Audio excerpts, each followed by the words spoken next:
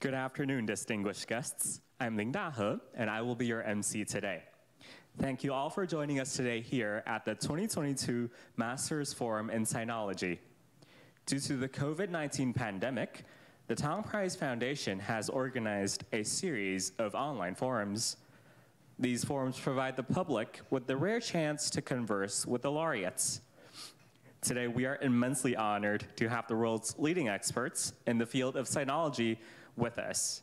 Professor Jessica Rousen, the 2022 Tang Prize laureate in Sinology, will join us remotely later from the UK. We would like to first invite the Dean of College of Liberal Arts, Professor Huang Muxuan, to give us the opening remarks. Let's welcome Professor Huang.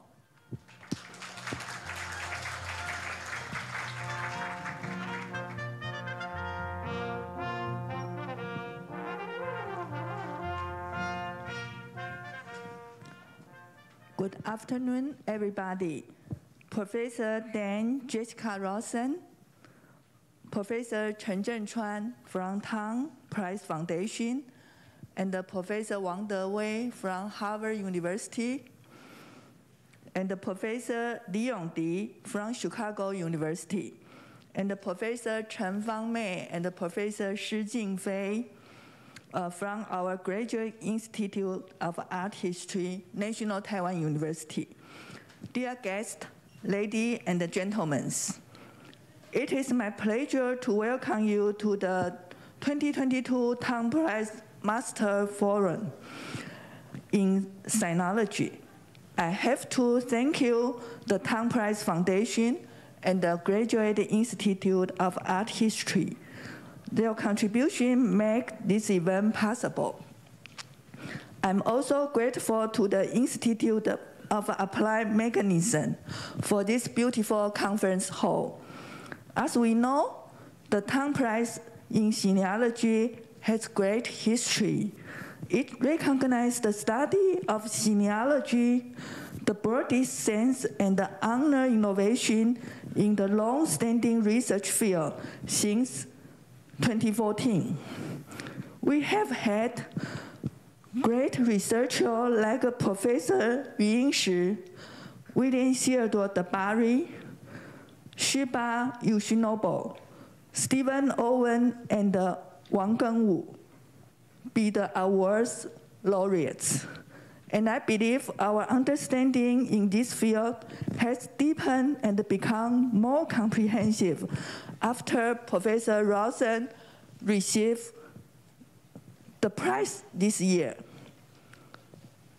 Most of you already familiar with Professor Rousen and her achievement in the field of Chinese art and archaeology.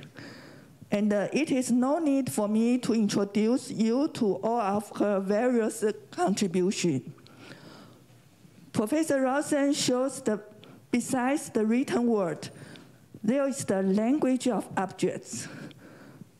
By reading the art and the artifact of the world, we can interpret and understand distant and ancient societies, which their beliefs and interactions.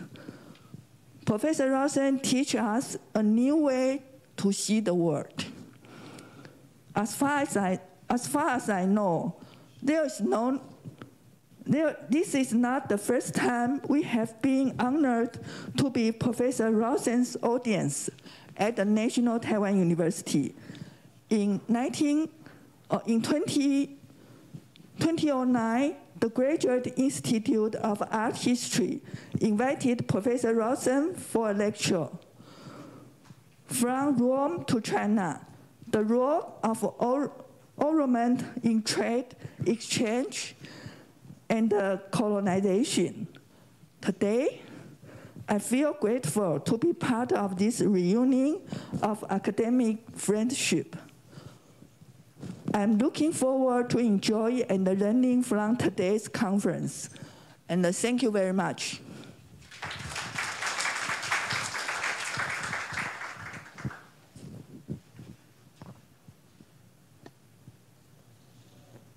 Thank you, Professor Huang. Please take your seat. Next, we would like to invite all guests and participants to take a group photo.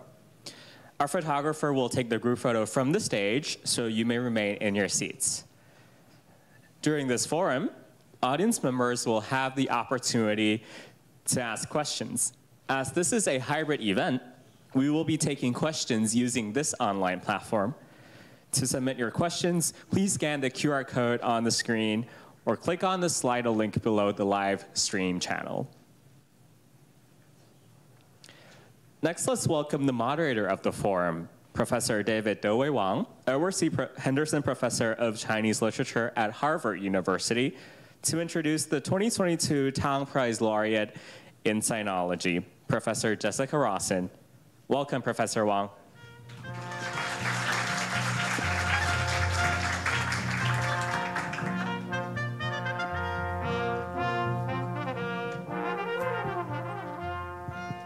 Thank you. Professor Dame Jessica Rousen, distinguished guests, ladies and gentlemen, good afternoon. This is a great opportunity, truly a genuine pleasure for me to introduce the 2022 Tang Prize laureate in Sinology, Professor Jessica Rousen of Oxford University. Professor Rousen has dedicated herself to learning, teaching, and studying the world of ancient objects in China and other Eurasian and European civilizations. Over the years, she has trained many generations of students to learn the beauty of the muted world of objects, to give these objects voices of their own, and to let all of us see when things we are looking at. So this is truly a tremendously challenging and exciting field, and we appreciate the dedication Professor Rousen has made not only to Chinese civilization and also to other civilizations related to China. I think some of you here are quite familiar with the merits, the numerous merits of Professor Rousen, which probably don't need much introduction. But here, I just enumerate a few factors to show how she has contributed herself to the world of Chinese sinology, particularly in the field of art and archaeology. Professor Rousen currently is a professor of art and archaeology at University of Oxford. She also has served as the first female warden of Morton College at Oxford, and she was also elected to be the first pro-vice chancellor at Oxford. And in those capacities, she has demonstrated a female scholar's talent, professionalism, and expertise, not only at the administrative level, but also particularly at the scholarly exchange, not only among students at Oxford, but also among students all over the world. And before then, Professor Rousen was also the keeper of Oriental antiques at the British Museum, and at that position, she has served a long time for as many as 28 years. Definitely a fact, again, deserving our genuine and profound respect. Among the numerous honors and recognitions Professor Rousen has received from worldwide, I would like particularly mention the fact that she was made Dame Commander of the Order of the British Empire, and she's also a Fellow of the British Academy of Sciences and Arts, and also she was and is the Fellow, Honorary Fellow of the American Academy of Sciences and Arts. And also she received in 2017 the very, very distinguished prize of Freer Lane Medal, which represented the highest honor in world art history and archaeological studies. Definitely, Professor Rousen has never ceased at any moment her energy and the engagement with the work of archaeological excavation and artistic engagement. Of the numerous publications that she has presented not only to us, but all over the world. And I just wanted to point out the fact that Professor Rousen is particularly engaged in the world of ancient China, which for her is not just a singular and a very, isolated or engaged world of its own. It is a world with numerous civilizations in dialogue and in contestation. So this is the world of China that she has tried to explore and introduce to the whole world. In the meantime, she also was able to bring this world of China to bear upon the whole world. That's the world beyond China.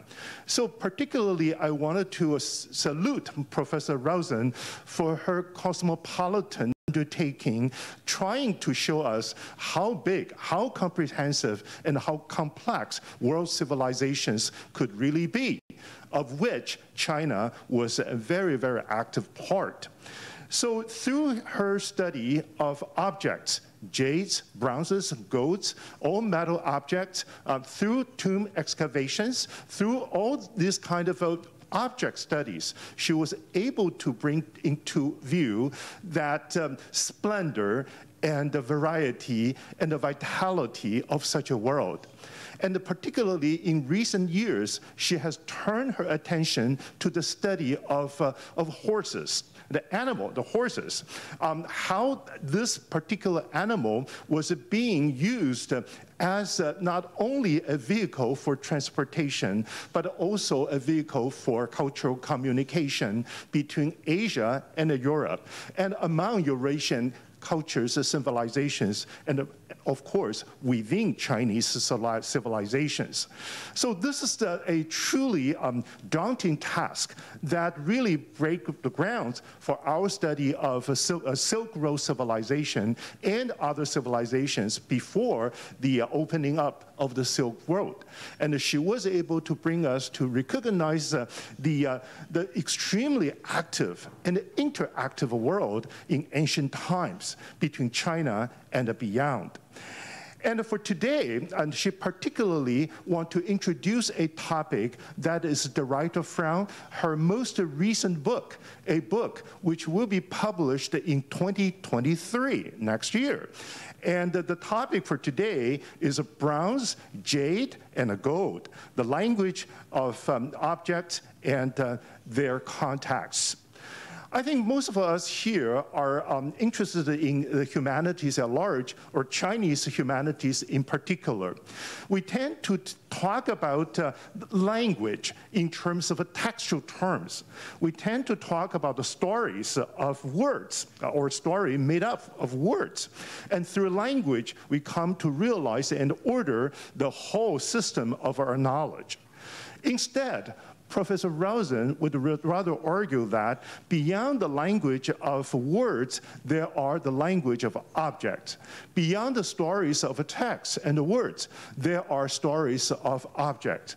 These objects, although seemingly looking mute or muted, they are actually all agents which were able to transmit all sorts of messages. So through these objects, we actually can understand and discovered and even formulate a narrative of narratives. And that is the kind of meta-narrative which illuminate the vitality of ancient Chinese civilizations. And today, Professor Rousen is only to guide us to one aspect of her discovery, and certainly we are all looking forward to the publication of her new book, which will be coming out next year. And the title of the book is Life and Afterlife in Ancient China. So let me just take this opportunity to express my personal respect to Professor Rousen for her dedication to the field of Chinese archaeology for decades, and for her engagement to really educate and spread all the information she has discovered all over the world, not only to professionals, but also to some audiences and some of us who care about about civilizational histories, but are eager to learn a little bit more through Professor Rousen's books and introductions. So this is a truly precious opportunity for us to be getting together to express our appreciation of Professor Rousen's scholarship. And particularly, we are all eager to learn something from Professor Rousen today, and hopefully eventually through her presentations in her books and the narratives. So I wanted to again thank the Tang Prize for giving me this opportunity to chair the selection committee of the prize committee in Sinology, and truly to me, this is the greatest moment for me to introduce the laureate of this year, Professor Jessica Rousen. Now, without further ado, may I have the honor to introduce Professor Rousen, starting her lecture today. Thank you very much. Thank you.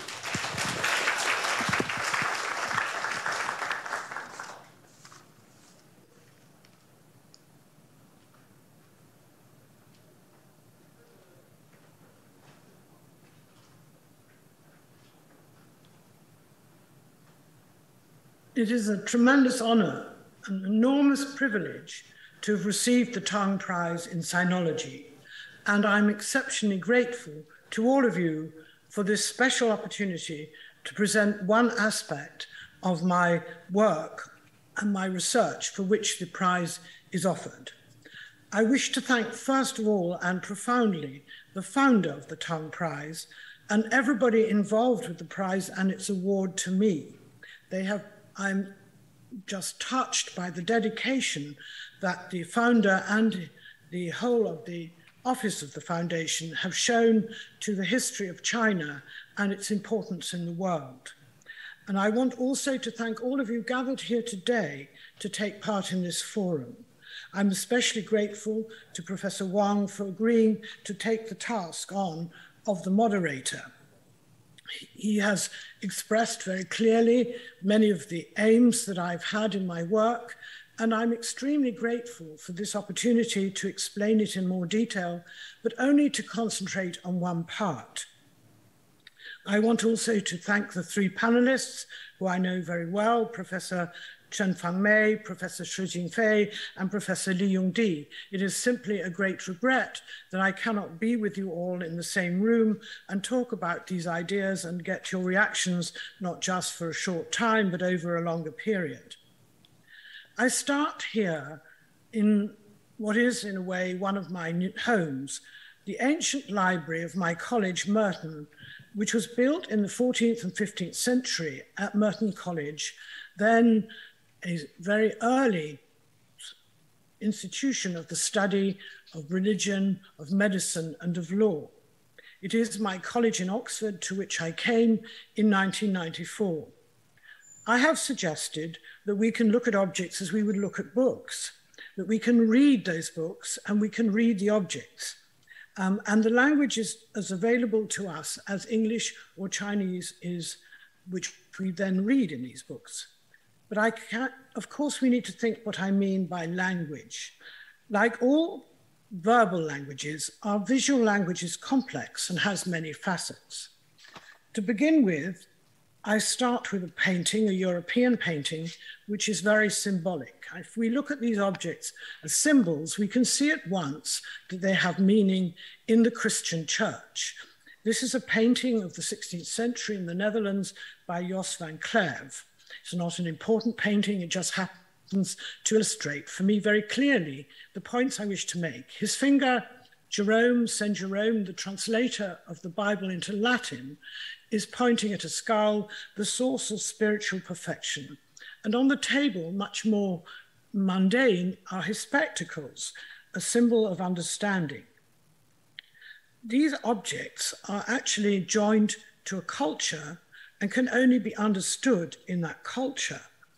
The candle on its candlestick is a sign of spiritual illumination. And in our language of English, but not so much in Chinese, light is a sign of intellectual and spiritual endeavor and achievement. This is the book under his elbow, which he translated. And then here we have it in a detail, the spectacles, the candle. And now these three, the kettle, the platter, and the towel, are preparations for ritual. So the painting is using objects to talk to us. Actually, I've missed out the bird. The bird is in the cage. The bird can fly to the heavens. It's like the spirit enclosed in the mortal frame, a very Christian idea. So you have to belong to this culture to interpret it, but the painter and his audience are very willing to use objects as a language, in this case, one with almost a given vocabulary. You too in China have a language attached to objects, but more to images, if you like. Here is the bat, and the bat is on a gourd, and the gourd is tied with a ribbon. So these three have very distinctive meanings. The bat is the same as Fu, of blessings. The long ribbon is Shodai, representing longevity. And the vase, shaped like a gourd, represents fertility, many sons, and it is also thought to absorb evil vapors. Now, when I've written about the ornament of China in the past, I've always been amazed and astounded by how it continues today, that you may find images of bats upside down, Fu Daola, so that the importance of images as symbols, objects, motifs, shapes, is very well established in both our cultures. But now I want to go a whole step further and to look at everyday life, because actually that's where we live. And so my third example, before we get to ancient China, is the kitchen. And here you have three kitchens that I have chosen partly with the help of Linda Chu. So we have a Western kitchen. This is a 19th century Western kitchen modeled for display in a museum. And we have the standard objects, the saucepans in which we boil our food. We don't cook it nearly as efficiently as you do. We put vegetables in boiling water and all the goodness boils away. We have knives and spoons. We have lots of platters, plates on which to put things. And here we also have a stove. The stove is usually fired from below. This is a standard modern kitchen in China, in Taiwan, sent to me by you, Linda, very courteously. And here we have a wok, different frying pans, a very large chopper compared with the smaller knives that we have in the West, and a bamboo bowl, covered basin with chopsticks. So we never see chopsticks in a Western kitchen of the 19th century. This is a more recent, if you like, assemblage for a museum, a dim sum kitchen, it's said, and here you have bowls, so that the bowl is much more important in China than it is in the West, where we have platters. I hope, by the way, you can see my cursor. I have no idea if you can. So what I would perhaps remind you of is that I cannot cook in a Chinese kitchen. I wouldn't know how to make the foods with which I'm familiar. And certainly I couldn't cook here.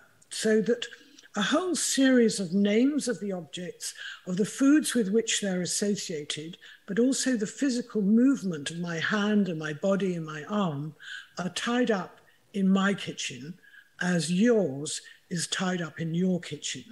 I've just chosen the kitchens by chance because it is clear that when cooking, we use an assemblage of objects. We need cooking pans, we need jugs, we need storage items, and then we need serving platters or serving bowls. So that there is a whole complex, and probably what part of my interest in the language of objects has shown is that to understand a society, it is better to look at whole assemblages than single objects. So if we turn to a single object, the buffalo here in bronze, which I presented in a book edited by Professor Lai, and I'm very pleased to have done so, I want to show perhaps the top object in a particular assemblage.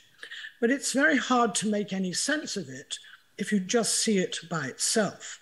It is quite dramatic. It's a large image or model of an animal, a buffalo, with a horrific tiger on its body. There are also tigers and birds on its jaws, and the tiger has sharp teeth. So what is its meaning? Well, we honestly don't know. And we need to recognize that we don't know. I think that is one of the important things that has led me to think about how we could start to decipher the ancient world by looking at groups of objects. So, in fact, I've chosen the group of objects from 3 tombs, because tombs are like kitchens. They're whole assemblages presented together to show the life of an individual as interpreted by the ritual specialists of the day and probably his closest family. So it is a choice deliberately made to show that person, but it's chosen perhaps not by the individual, but by the ritual group around him or her or his own family. We're now going to move to this geography with which I have been obsessed for a long time.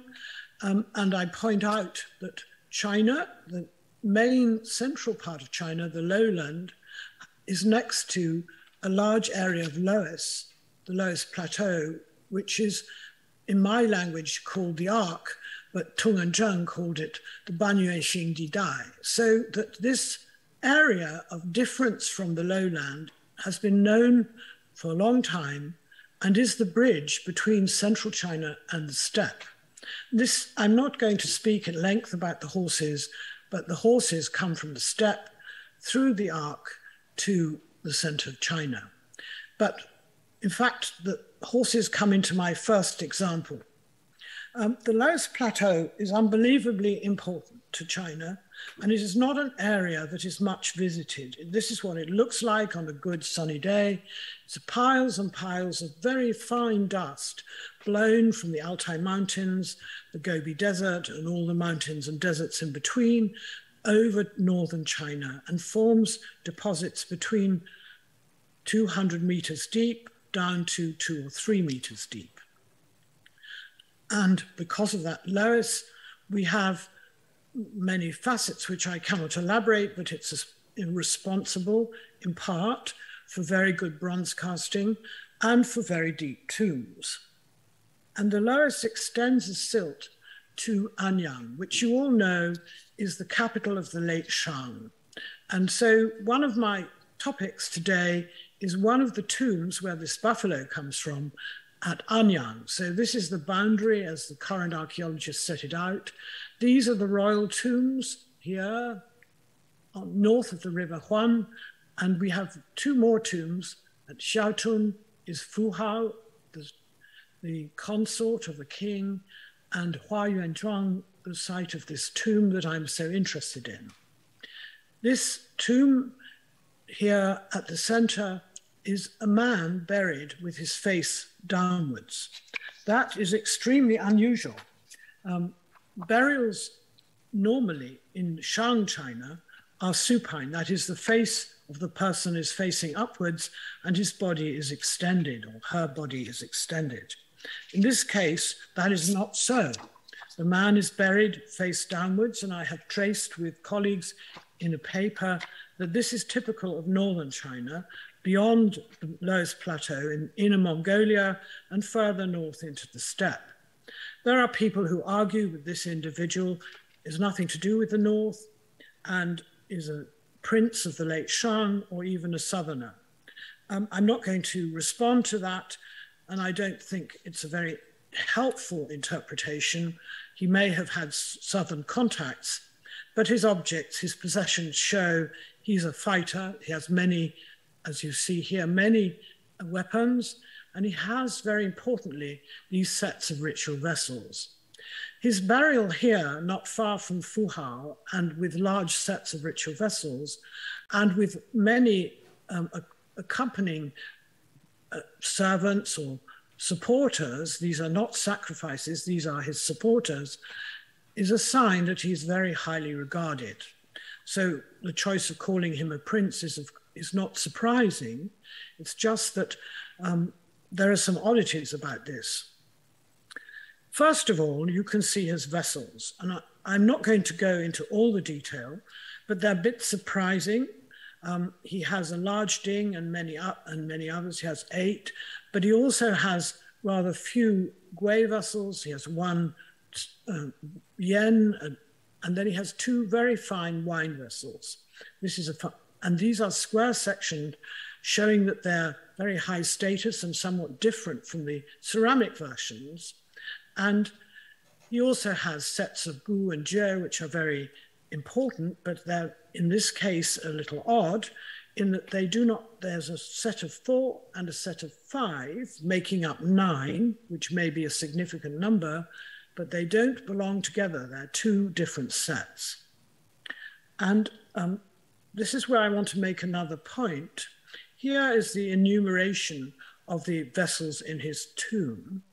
And what we see, and we must just notice, is there are no water vessels. So the set isn't complete. Was it put together in a hurry? I rather think so, because the vessels are not all inscribed, but some are.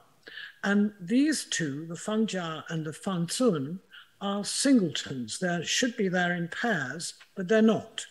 And this Zun has 2 inscriptions in the lip. This is on the inside, in fact. They should really be here in the foot. And that is all a bit surprising. I also think it's useful at this moment to point out that within the objects group, and the objects are an important ritual canon group, and they are important as a statement, they are an object statement of the status of this man. You also have to take into account there are many different examples of the Taotie on these bronzes, and I would call these a visual system. They are a way of decorating these bronzes, perhaps with meaning, but they can be manipulated. As in many other parts of the world, you can manipulate design to show status or craft specialization. They are an aspect of the object language, but they're not the whole part of the object language. You need the whole shape, and then we need the whole group. So looking at our lives through our objects requires sensitivity to what are the groups that are important in our lives and how, when we find them, they're balanced. In this case, I would argue that we learn more by looking at these things. I said at the beginning that the man was in the military. He'd been fighting, and in fact, his body is severely damaged by fighting, by war. Here you find his major weapon, which is an axe, and that derives ultimately from the Jade axes of the Neolithic period. Now, if we were to show this simply to a Western audience, they would be surprised that an axe was his major weapon. They would expect to see some sort of dagger or sword. And it's very few people who seem to notice that the Chinese method of fighting and the Western method of fighting are just different. And the axe is far more important and long available before the sword becomes significant in China. I'm not going to discuss why the sword is a late arrival and where it comes from, but I think it shows immediately that we should be sensitive to the differences, and it's useful to know the differences between one culture and another. One of the differences is, of course, in these knives. Knives are useful for people with animals. And of course, what I'm going to say is that this man, Ya Chang, as he's known from the inscription on his weapons and on his vessels, some of his vessels, is in fact a fighter, and I'm going to say he's a chariot leader. He has 3 rather unusual knives. This one with a very realistic horse's head may have been cast at Anyang, but this one with a broken horn of a stag and a large eye is probably likely to have come from Mongolia or from Inner Mongolia, as possibly this one did too. But they almost certainly came from areas that were in contact with China, with central China, because the Mongolian area has very little bronze, whereas China has a lot. What gives the role of this man away, perhaps above all, are these chariot fittings. These are worn at the waist, probably, and could have reins wound around them so that the chariot driver can use his weapons. And they have two features that are not actually typical of Anyang casting, namely the horse's head and the jingle. So that is a very interesting aspect of casting in China, bronze use in China at this moment. The casters could be directed to do things in a way that was suitable for the north, the Lowest Plateau or Inner Mongolia, but is not suitable really for central China, though they do make them abundantly for chariot tombs, chariot driver tombs. We know that the man buried was in some degree linked with chariots because his name is here inscribed and filled with tiny turquoise plaques to show his name clearly on one of these chariot items. So these tools on the left are also for woodwork or material connected with chariots. Some people occasionally say they're for agriculture. I think it's extremely unlikely. They are probably connected with repairing or looking after chariots. He also has three other objects. I mean, I've chosen from a huge number: a gold disc, a jade bead, of which he had many, and a palette in stone with collar. So that the importance of these objects is that it shows us he is not a standard member of the elite. He is a man associated with chariots. Now, what is significant is his burial position. He is not buried in the royal cemetery. He's not buried in one of the lineage cemeteries which are here. He's buried near the temples and palaces at Shaotun, where Fu Hao, the consort of one of the kings, is also buried. And she too has a very unusual burial. Because hers is one of the richest burials ever found at Anyang, people don't say it's a bit strange. It is a bit strange. She has a very large number of vessels, many of them with other people's or other posthumous names. And they suggest that the bronzes have been given to her for some particular social or hierarchical reason, and a huge number of cowries. So two individuals here are not usual burials. There are some other elite burials, but they have very few objects. These are the two with the most. And they're also buried near several chariot burials. This is an early plan from an excavation at what is called M20 in the area. So we have near the palaces and ritual temples, perhaps, we have Fu Hao, we have Yarchang and his burial, and we have other chariot burials. And in the chariot burials, you see again what we have already noticed. We have the arc, which is for winding reins, and we have knives with animal heads here, so that the chariot burial chimes with the burial we've just looked at Yarchang, and also with exactly the same material in Fu Hao's burial. She, like Yarchang, has these animal vessels. He only has one buffalo, and he also has a very amusing and interesting gung vessel, and they seem to be indicative of their high status. They're also items that have links with the south. Which side copied the other is not so clear, but they are exceptional vessels, and Yarchang has, therefore, despite his much lower status than Fu Hao, a very exceptional vessel.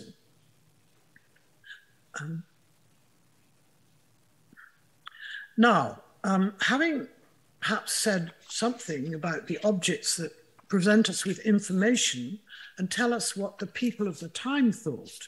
Because after all, the language we're looking at is the language expressed by the people of the day, not my language or your language. It's not this curator's language or this archaeologist's language. It is evidence of the objects and their purpose and their meaning to the people of the time. We can now, though, take this idea where we've seen Ya Cheng with his contacts with the north. He's almost certainly someone who's come south or whose ancestors have come south down the Yellow River to Anyang. I'm now going to look at a quite different tomb much later. Instead of 1200 BC, we're now moving to around 750 BC. And here we have on the edge of the Lowest Plateau, the tomb of a lord of the Zhou dynasty and of the Ji family. So he's very central to the Zhou enterprise, but he's no longer in the Wei Valley. He's certainly left the Wei Valley, though his family may have come from part of it. We are now in meeting a very grand tomb. This is an enormous tomb for a lord as opposed to a member of the royal family or the imperial family. It's particularly deep. The depth that you can dig in the Loess area is quite extraordinary. And at 13.2 meters, this is a very, very deep tomb. And for the period, one of the deepest. There are deeper ones in this area or a bit further north, but this is a very deep tomb, and presumably the depth expressed his status. There are no very good pictures of the total tomb excavated.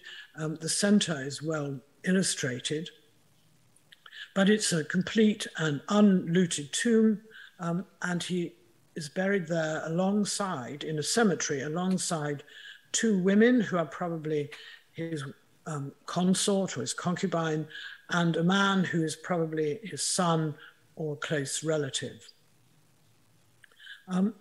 He was exceptionally wealthy, and we can see that in his bronzes. He looked back to his past with his heirlooms. This is an ancient shape. He had several hundred jades, and he had a very extraordinary item, this set of gold, which showed he was in contact with his northern neighbors. And very likely, the gold came from the north. You can't excavate gold in the Lowest Plateau. That's really out of the question. So it's very likely that it comes by exchange with people further north. This tomb in the 8th century is also important for bronze knives with iron blades. And this is the very beginning of the use of iron as a weapon. Here, to show his status, I give you a picture of, this is the tomb of the Lord of Ray here. This is the tomb of his consort. This is from the tomb of one of his other consorts or concubines. And this is from an adjacent tomb of his son or another member of that Ji group of Ray. And I compare them here with an earlier tomb from Liulihe near Beijing. And you can see the kinds of vessels have changed dramatically. And this is something I've written about extensively, and I think we should take very seriously, because I think it's indicative of an upheaval in the Zhou period. After all, this Lord of Ray has left the Wei Valley and is now very near the center of the Yellow River at Hancheng at Yangdai-sun. And so he's no longer in the Wei Valley area and has moved towards the east as the Zhou king has had to move. There's a lot of debate about how he moved and a lot of discussion about rebellions in his court. But I wonder if it isn't really just the pressure from the north. The northerners have moved in again and again, the Zhou, after all, may be among them, and then have become the leaders. And so the pressure in the Wei Valley has become too great, and all of the elites and the Zhou king have moved east. So this is a tomb and a series of bronzes at that moment. And they are certainly quite different from the earlier ones. There has certainly been a deliberate change, and that the objects are telling us that this is a deliberate change, and that the whole clan or family has followed, is important evidence of the role of these vessels in the family or the clan, but also an important evidence of the continuation of the ritual of offerings to the dead. So we have both continuity and dramatic change taking place at once, and we should accept that as an important feature of China of the time. One of the things we learn about from looking at the tombs and seeing what they tell us in a different kind of visual language is that we can see upheavals very clearly. It has even fazed specialists in Chinese history that these two pictures show a change, and that is not an accidental change. Someone made a deliberate decision to move from this kind of ding to this kind of ding, and to this series of similar ding, and the use of numbers of ding to show status. So that the decisions in China, nothing is like this is haphazard. This is a deliberate change from one form of ritual performance to a quite other one. It's also not possible to say it's by chance. The Lord of Ray, the man in this tomb, owned this bronze. This is a clear replica of this kind of bronze, which was found in Western China at the turn of in the 11th century, when the Zhou conquered or came to power. So this is a replica. It's not an original. It's a replica imitating bronzes that had been owned by the family earlier. It's probably older than the tomb. It's probably quite old, but it's very important to show us that not only had there been a change in vessel, but that the change was recognized and appreciated and understood. And so that we learn from this that instead of seeing a text that describes this, we see it happening actually in bronze. We actually see that something has happened, that an important decision has been made, it has been implemented, and even, if you like, treated as precious by the owner of a new set of bronzes, retaining the old one. So that looking at the material, we hear words and see movement that we cannot see in a text. No text of the Zhou period will explain that there was this upheaval that led to a change in vessel shape. We learn about upheavals, we learn about rebellions, we learn about movement towards Luoyang, but we don't learn about how they decided to make a new vessel type. So that looking at the objects does give us an entry into a different kind of language, a language which they could read and we can sort of read, but not as well, in the physical items that were around them. And when we look at our rooms, at the studies I work in, or the kitchens I've shown you, we know that we understand how the books, what the books will tell us, what the saucepans do.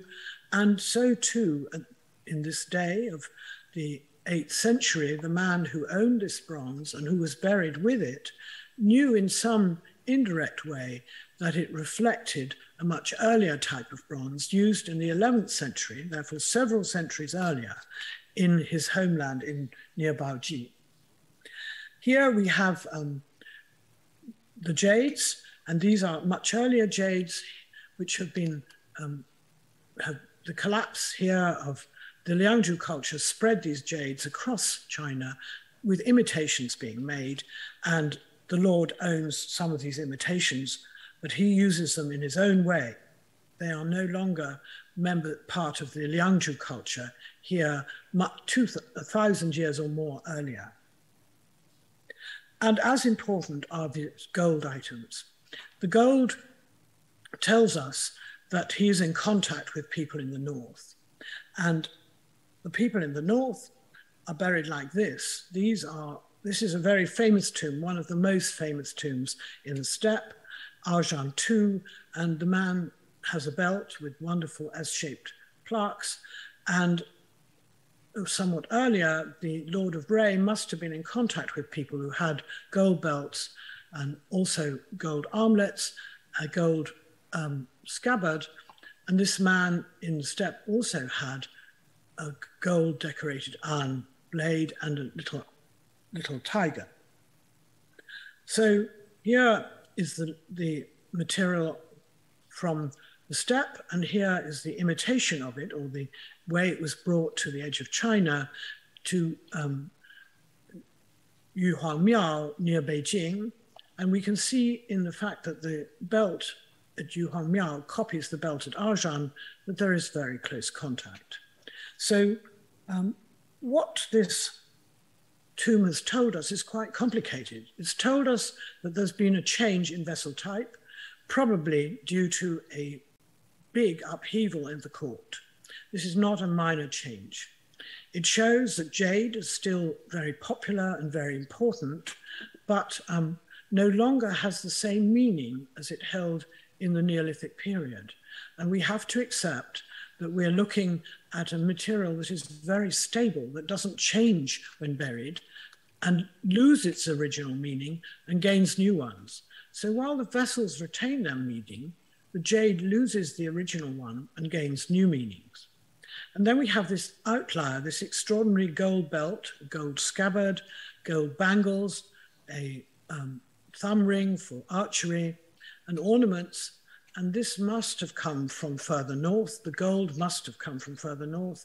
And the idea of using it must be news from his neighbors, probably. The neighbors of the Lord of Bray were outsiders who were not of the Zhou clan, and he was obviously imitating them. So we see a moment of change, a moment of on the cusp, and he must have talked about it. There must have been decisions made by ritual specialists to put these different things in this enormous tomb. So that when we look at objects, we know that there is discussion. We know that they had ritual, even religious meaning for their owners. We know that they also showed contact, so that there is a very clear evidence of a material that would have had names, which would have had discussion, and nobody, as we have just witnessed a big royal funeral, nobody in burying such a man in this grand tomb would have treated any of these things lightly. They would have all had symbolic or family connotations, which is why I showed you a symbolic set of objects at the very beginning. I'm now going to end here very quickly with something from much earlier work, the Lotus and the Dragon Book, to show you that you can look at a big change that takes place in China with the fall of the Han Dynasty, the arrival of Buddhism, and a visual overwhelming of the arrangements of vessels and of religious implements by a decorative scheme, a visual system that comes from the West. But it does not change the language of objects, really. It changes their decoration, it changes the visual system, but it doesn't change the beliefs. So here we have a vessel from the steppe, from the Scythians in the West, in Ukraine, as it happens. There are the horses and the people of Ukraine. And here is what is called a palmette in Western language, and it alternates with the lotus in many Western Asian and Egyptian decoration. And there they make this into a scroll with flowers. This is a version of the same scroll. The undulations go backwards and forwards, and this comes from Inner Mongolia and this from China. And here we see the same undulations, the same use of alternating flowers on a basin of the Yuan dynasty. This is an important blue and white porcelain from the British Museum, which I've known all my working life. And these are, they could be lotuses, but they could also be peonies. So this is the material, the way in which it came, these did not get transferred. The motif was not transferred by itself. It came with architecture. And it is found in architecture. Here is Palmyra in the Syrian desert. Here is Petra in the Jordan desert.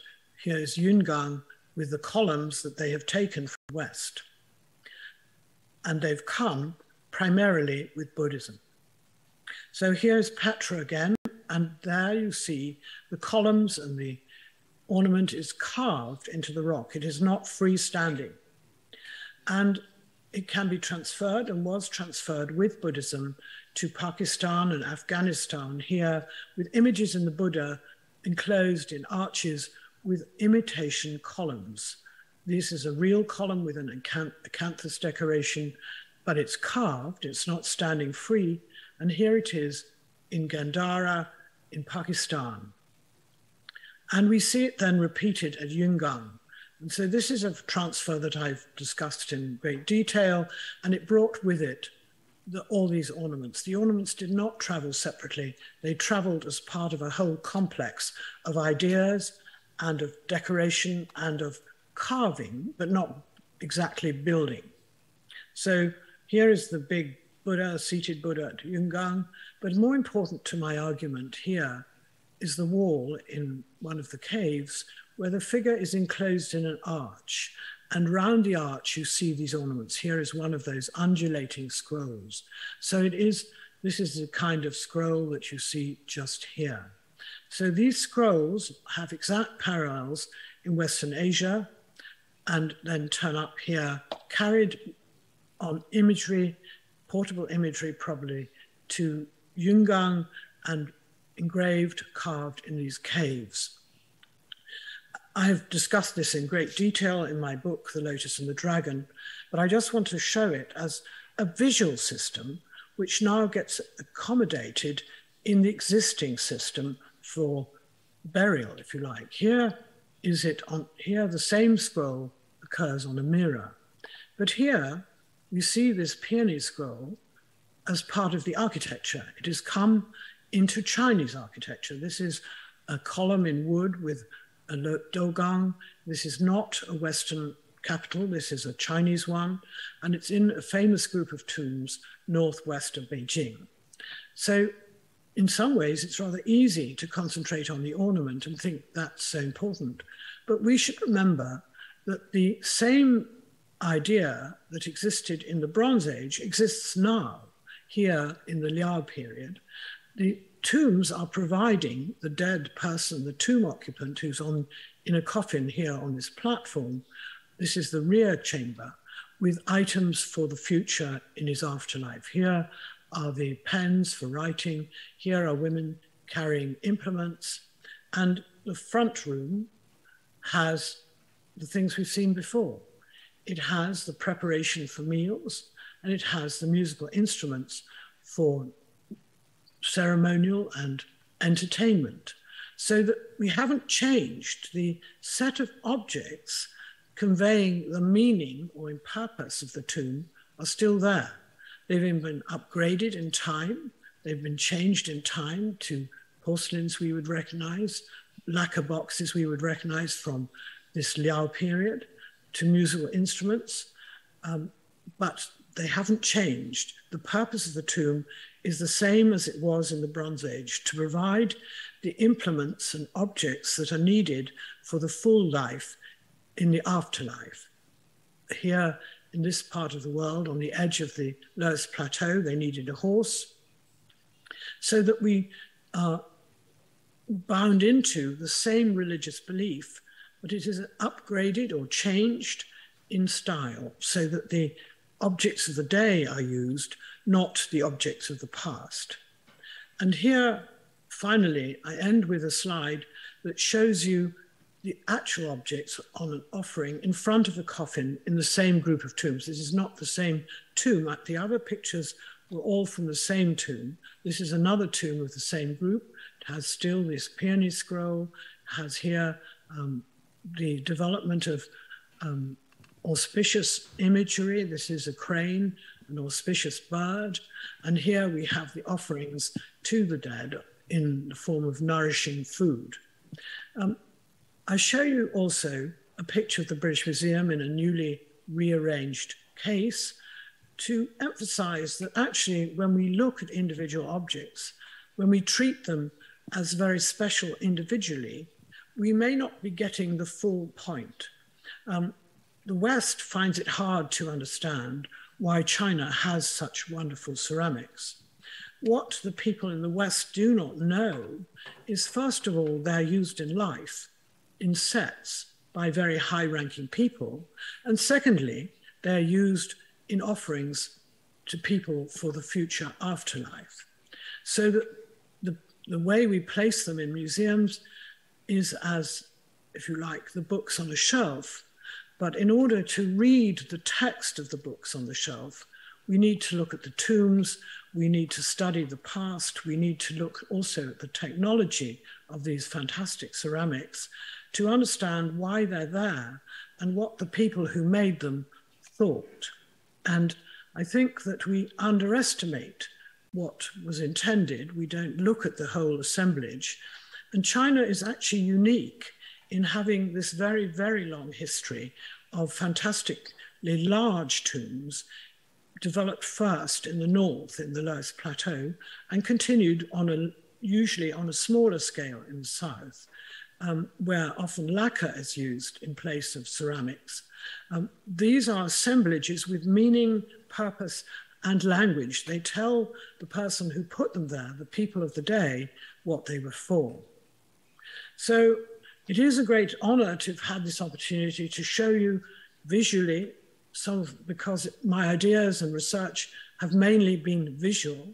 And I want to renew my thanks to the Tang Foundation, to the founder of the Tang Foundation and the Tang Prize, and thank them profoundly for awarding me this honor, the Tang Prize in Sinology. I must also thank all of you in the foundation who have worked so hard on this enterprise, not just for me, but for other laureates, but have also made possible this wonderful occasion today. Thank you very much. Thank you. Thank you for the amazing talk, Professor Rousen. I would also like to take a moment to remind our audiences that we will be taking questions during the panel discussion. If you have any questions that you would like to ask, please scan the QR code on the screen or click on the Slido link below the live stream channel. We will be taking questions through this online platform. Thank you. To begin the panel discussion, let's welcome today's moderator, Professor David Dewey Wang, and panelists Professor Chen Fangmei, Professor Li Yongdi, and Professor Shi Jingfei. Professor Wang, Professor Chen, and Professor Shi, please join us on stage. Professor Li is joining us live from the US, and Professor Jessica Rousen will be joining us live from the UK. Welcome.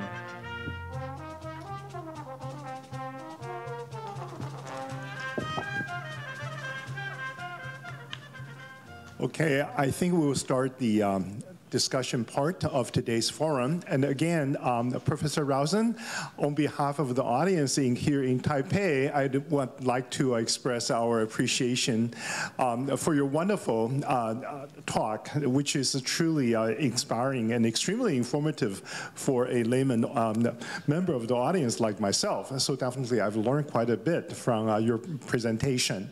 And now, without further ado, may I introduce our panelists for today's discussion, Professor Chen Fangmei and Professor Li Yongdi, who is actually online with us. I think we are seeing him now on the screen. I don't know where you are in the United States, somewhere, Chicago or wherever.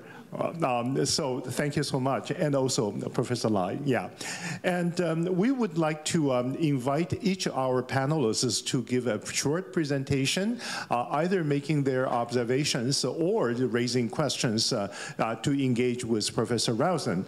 And after that, we will open the floor to the audience here, and hopefully we will solicit the very interesting questions for further discussion and dialogue between Taipei and Oxford. So, Professor Chen.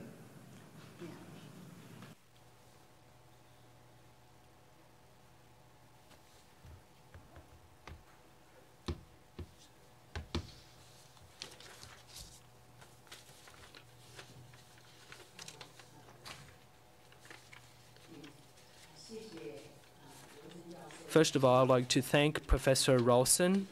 Thank you for inviting me to be a discussant and panelist of your talk due to time constraint. So I would like to begin my discussion by focusing on the material, research methodology, and perspective to talk about the contribution, and also I would like to raise questions. So if we look at the exchanges between the East and West, yes, of course, the Yellow River and the Yangtze River are the cradle of Chinese civilization, but its relations with the northern steppe has become a focus of research. In 1954, Li Jixing said that a lot of historians were deceived by Emperor Qing because they think that south of the Great China Wall is the actual China. And he also mentioned that a lot of these objects actually have a lot to do with Asia, Central Asia. But he also believes more field work is important. Research must be more in-depth. And with archaeological efforts, for example, in 1971, Professor Willie Watson championed the idea of frontier, cultural frontier. But then we see in Professor Rousen's research, it is obvious that the exchanges are actually very vivid and lively. It's also very concrete. A lot of her works on the exchanges between the East and West exemplifies such richness. So, for example, 12th century BC,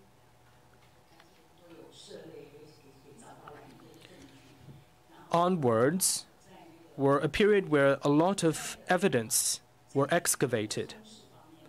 So she was able to provide a lot of pieces of evidence to support her theories. In 2010, we saw different jewels, different jade objects. These were mentioned in her research. And I think these objects are very convincing. She talked about the chariot and the various objects that are related to horses, and also the people, the weapons that were used, all the objects that are related to the chariot, the different fittings, basically weave into a tapestry of evidence that really transcends a very limited region. We see the entire research given life because of the wealth of these objects. So I would like to raise a question to Professor Rousen.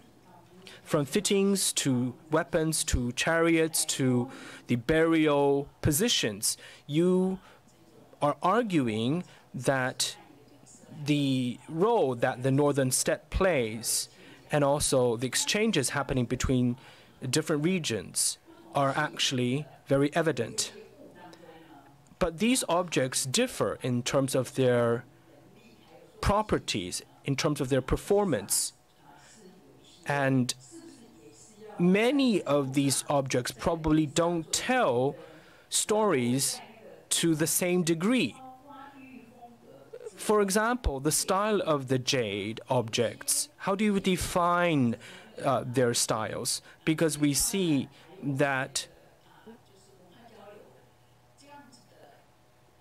a lot of these objects probably can be explained, for example, by the degree of the development of the civilization or the intelligence of the peoples, etc.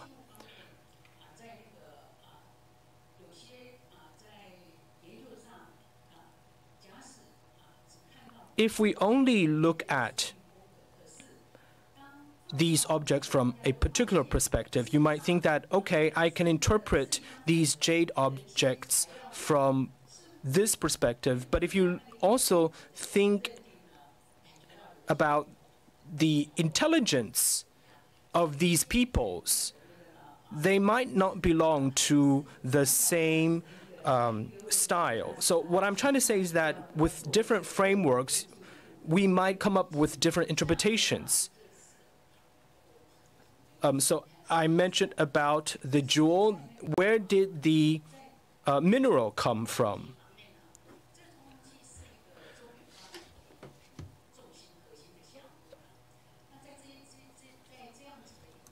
So I think whether or not we can say that the minerals come from outside of China or whether they're within China actually would affect how we define the language of these objects. And I think this also has to do with the interpretation of history.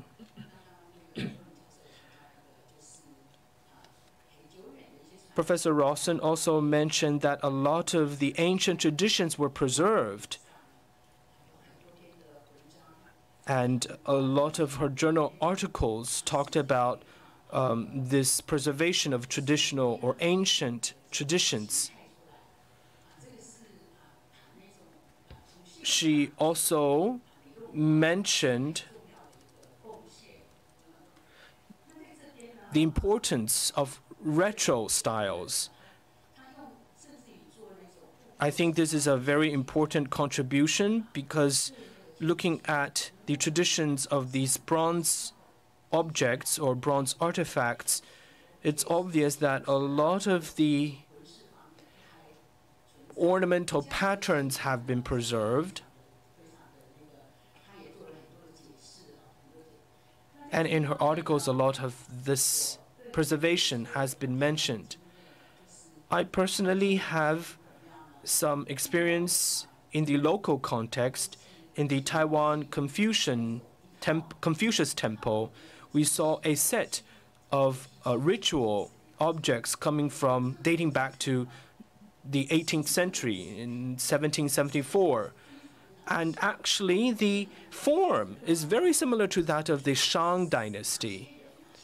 So, who preserved such forms and ornaments? For what reason? How did they do that? It spanned 3,000 years and crossed the Taiwan Strait.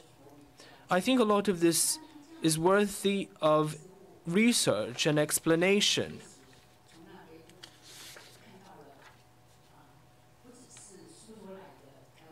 So we not only see the Qianlong Emperor, we also see Zhu Xi, Ouyang Xiu, Liu Chang.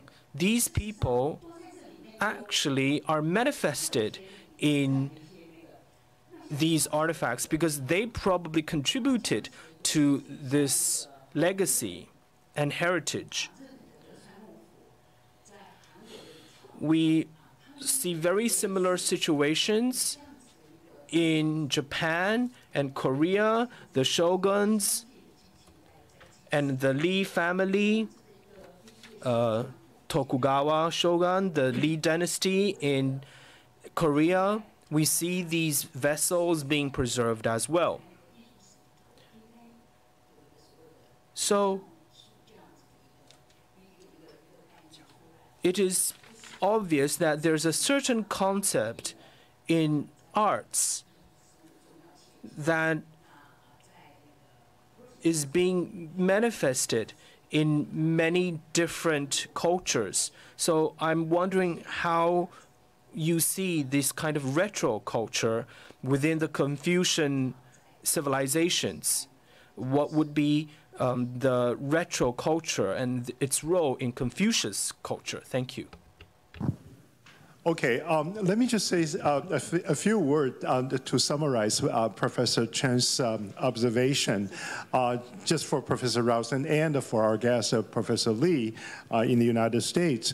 Basically, two questions. The first one has to do with Professor Chen's concern about how Professor Rousen could develop a much more nuanced investigation into the variation and, say, differentiations among the objects under study, from the ornamentations in the ancient times to bronze objects and eventually to other artifacts manufactured and presented in later times.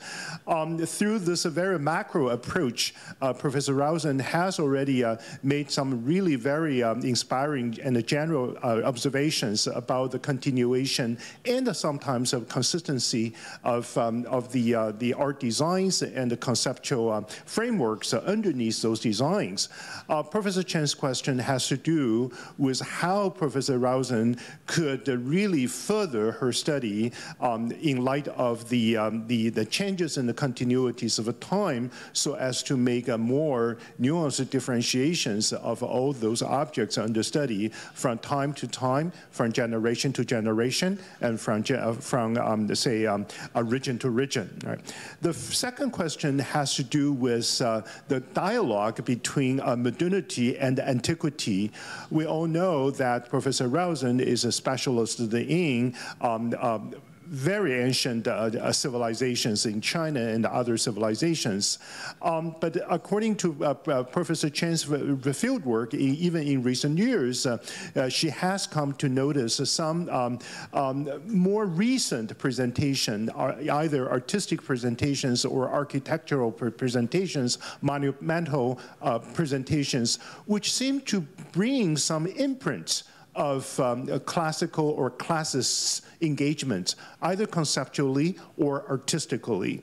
So she's very curious about how we could bring our discoveries of ancient civilizations to bear upon with more recent restorations and reinventions of those classicist motifs in our modern times. And in summation, probably she was curious, Professor Chen is curious about the possibility or the feasibility of the so-called Confucian art or artistic systems in transculturations, not only in Taiwan, but also in China and also in Japan and Korea, where there's such a kind of circulation of classicist motifs in modern times, either in terms of restoration or reinvention. Thank you.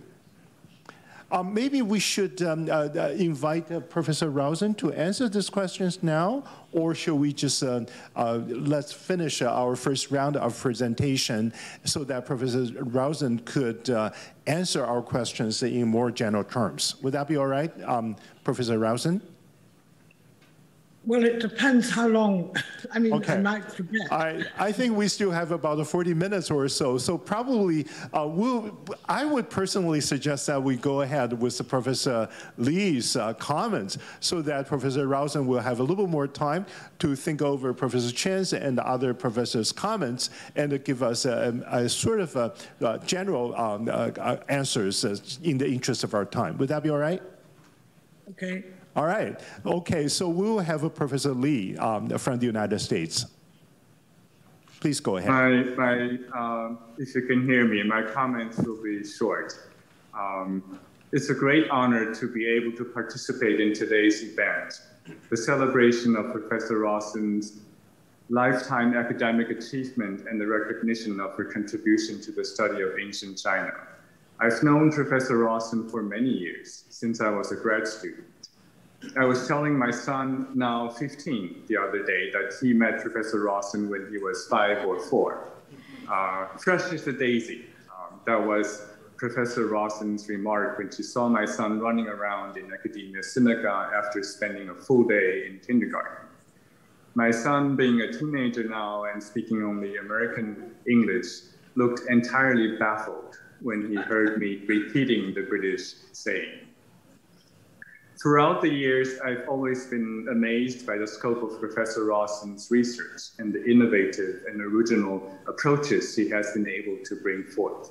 Today's lecture fully demonstrates the kind of research Professor Rousen has been doing for years, the incredible temporal depth, the vast geographic regions covered, the multiplicity and variety of the topics discussed, and the cross-cultural and comparative perspectives applied. To achieve any of these three approaches requires tremendous efforts, and Professor Rousen has mastered all three. And this is all done alongside her busy schedule for administrative tasks and for teaching and mentoring the many students she has. To me, after listening to Professor Rousen's presentation today, the one big question or a series of questions I have is not about the facts or interpretations in the research. What I would like to ask Professor Rousen is, what is the secret of being able to come up with one original research idea after another? What would be your advice to students and budding scholars alike to develop such an eye or mindset for new research topics? And how does one prepare oneself to become ready for the kind of comparative approaches you have demonstrated in your study? These questions are easy and at the same time hard to answer. But perhaps you could reflect a little bit upon your own experiences and share with us how you have achieved this kind of scholarship you now have. Thank you. Okay, thank you very much, Professor Lee. And our third panelist, Professor Shi Jingfei from National Taiwan University. Professor Shi. Okay, thank you, Professor Wang, for the kind introduction and for moderating today's event. It is an immense pleasure and privilege to take part in today's forum to discuss one of Professor Rousen's newest concept with Professor Rousen, my advisor at Oxford, as well as lifelong mentor, as well as Professor Chen and another lifelong mentor and friends, and my colleague, Professor Lee. As Professor Rousen's student who does not work on early China, and I hope to add a different perspective to today's discussion. I will first share my experience working with Professor Rousen and look into the idea of an object language. And then I will provide comments or raise questions on the issue. So I need more time. And I prepare a PPT. So there are the other two students in the audience today, Wu Xiaoyun from the National Palace Museum and Maggie Wang from Chinese University, Hong Kong. And they may also help to join the discussion during the Q&A section. So when I went to work with Professor Rousen at Oxford University in late 90s, I had the chance to learn from her important studies on objects published in the 80s and 90s, which are now put together with the more advanced idea of a language of objects. We should bear in mind that these studies are very pioneering, especially at a time when the archaeological materials were limited and the research approaches were relatively conservative, though some of these concepts may now have become common sense and common approaches today. And we might not always agree with each other. So these three important studies are in turn recognized today as her key contribution. The first one is the ritual revolution in Western Zhou period, how the change of quality of making, size, shape, decoration, skill, and manufacture process from Shang to Xizhou marked the ritual revolution in Western Zhou period. You have heard the research in her lecture and by the comments of Professor Chen, and I will not spend time on this issue. Next. And the next one is the set, assemblage of objects in Song Dynasty halls and tombs. Her study on the set and the relationship between ceramics and silver object of Tang, Song, and Yuan periods has deeply inspired my main research subject of later Chinese crafts. That is to see objects not only as individual items or museum masterpieces, but as groups or sets in their setting and co-relationship with each other and with their users. The very first article I wrote in my academic career has clearly shown the approach inspired by her pioneering study on seeing objects. And now it still stands as one of my favorite works. So now, so I learned how to see this object in context, in a proper context. So I wrote my dissertation on Yuan blue and white. So she asked me to do the table of different halls and tombs and try to see the relationship between the different types of objects and to see how they, not just vessel types, but also the decoration. They may supplement it or replace with each other. So that's a set of, to see them in set or see them in scenes. How the contemporary people using this object together to break up to broke the boundary between different materials and disciplines. Okay. The third one is the Chinese ornament, Lotus and Dragon. You heard this a lot in her lecture. And that's her important publication on Chinese ornament in 1984. And the Chinese version was published in 2019. Next one. And I will have more to say about the study of Chinese ornament here. I cannot describe how exciting I was when I first read her book on Chinese ornament. It is like I discovered a whole new world, and it then became the direction of studies that I decided to devote my life to working with. As a young student back then, studying Chinese ornament in Taiwan, I was indeed very lost and not satisfied with most of the past studies in which ornament was often taken for granted. Most of the studies were either trying to explain the auspicious meaning only or to see the visual development of individual patterns without consideration of their cause or correlations with each other. That means the knowledge cannot be generated and accumulated. So like you can see on the slide here, we have I learned from the past studies that on your left-hand side, you see the dragon of the Yongde period, and then you see dragon in the next period is Shende period. So we were told to see the differentiation of the different dragons. For example, in the case of a Shende, you see the spiky hair of dragon, which is different from the Yongde one.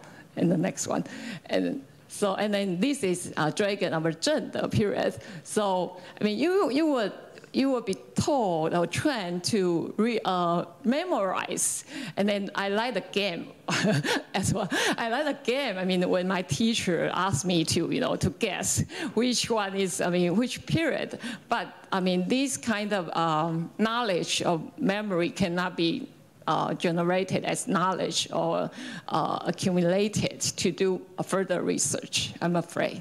Next one. So therefore, when I first encountered Lotus and Dragon, it felt like, bingo, that's exactly the approach I'm looking for. And I'm glad I was able to help with the Chinese version published in 2019. Next one. To read through the whole book again. Next one. Instead of looking at individual patterns or auspicious association merely, Professor Rousen explored the entire journey of plants motifs from Egypt through West and South Asia to China, and then further to Korea and Japan, and so to pinpoint a system behind Chinese ornament. There is a language / system of ornaments. You could find their distribution and development over time and space. You will then reconsider the flower or the plant's decoration. The flower scrolls on yuan blue and white porcelain. Next one. Is actually a hybrid pattern with a long tradition developed over time and space. Next one. They have a foreign origin and were then absorbed into new tradition after Tang Dynasty. So that's Yungang, and then, yeah. This blue and white dish has housed in a palace museum. Palace collection, Istanbul, Turkey. You might say, no wonder the decoration taste was much welcome in the West Asia because of the early visual tradition. Next one. And if I am able to... 如果要我来说明或更进一步的来解释罗森教授对于中国的饰纹图样的研究的话，我们可以看到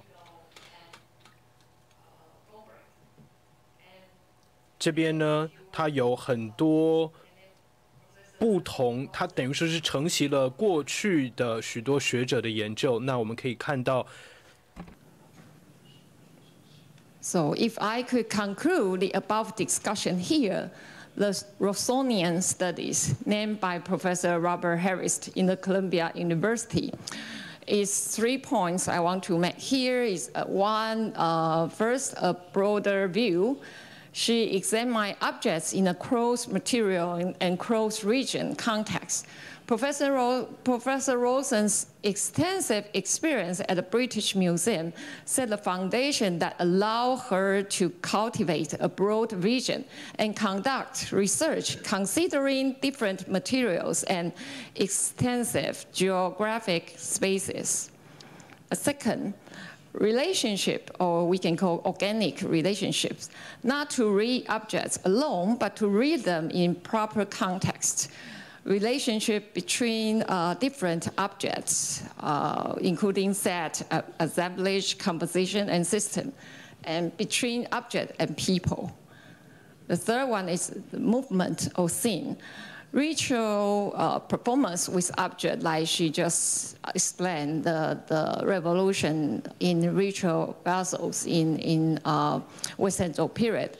Usage or function of object in daily life, not seeing object in their fixed forms, and also usage of object in their, and also political performance on stage. For example, the 3 Emperors exhibition in London, curated by her.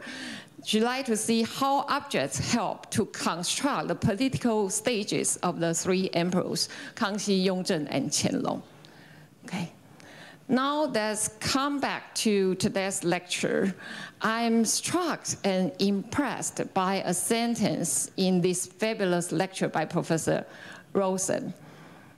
On the slide 13, she said, they are writing his, Ya Chang's, biography in objects, like as they could have written it in words. I'm wondering, can we write someone's biography in object, and how? So it seems to us that such a method is more effective in cultures or periods that lack textual evidence, as shown in Professor Rousen's lecture for the early period in China. And I'm wondering whether we could explain the idea to the nomadic groups without writing systems, minorities in societies, females, and of course, ornaments.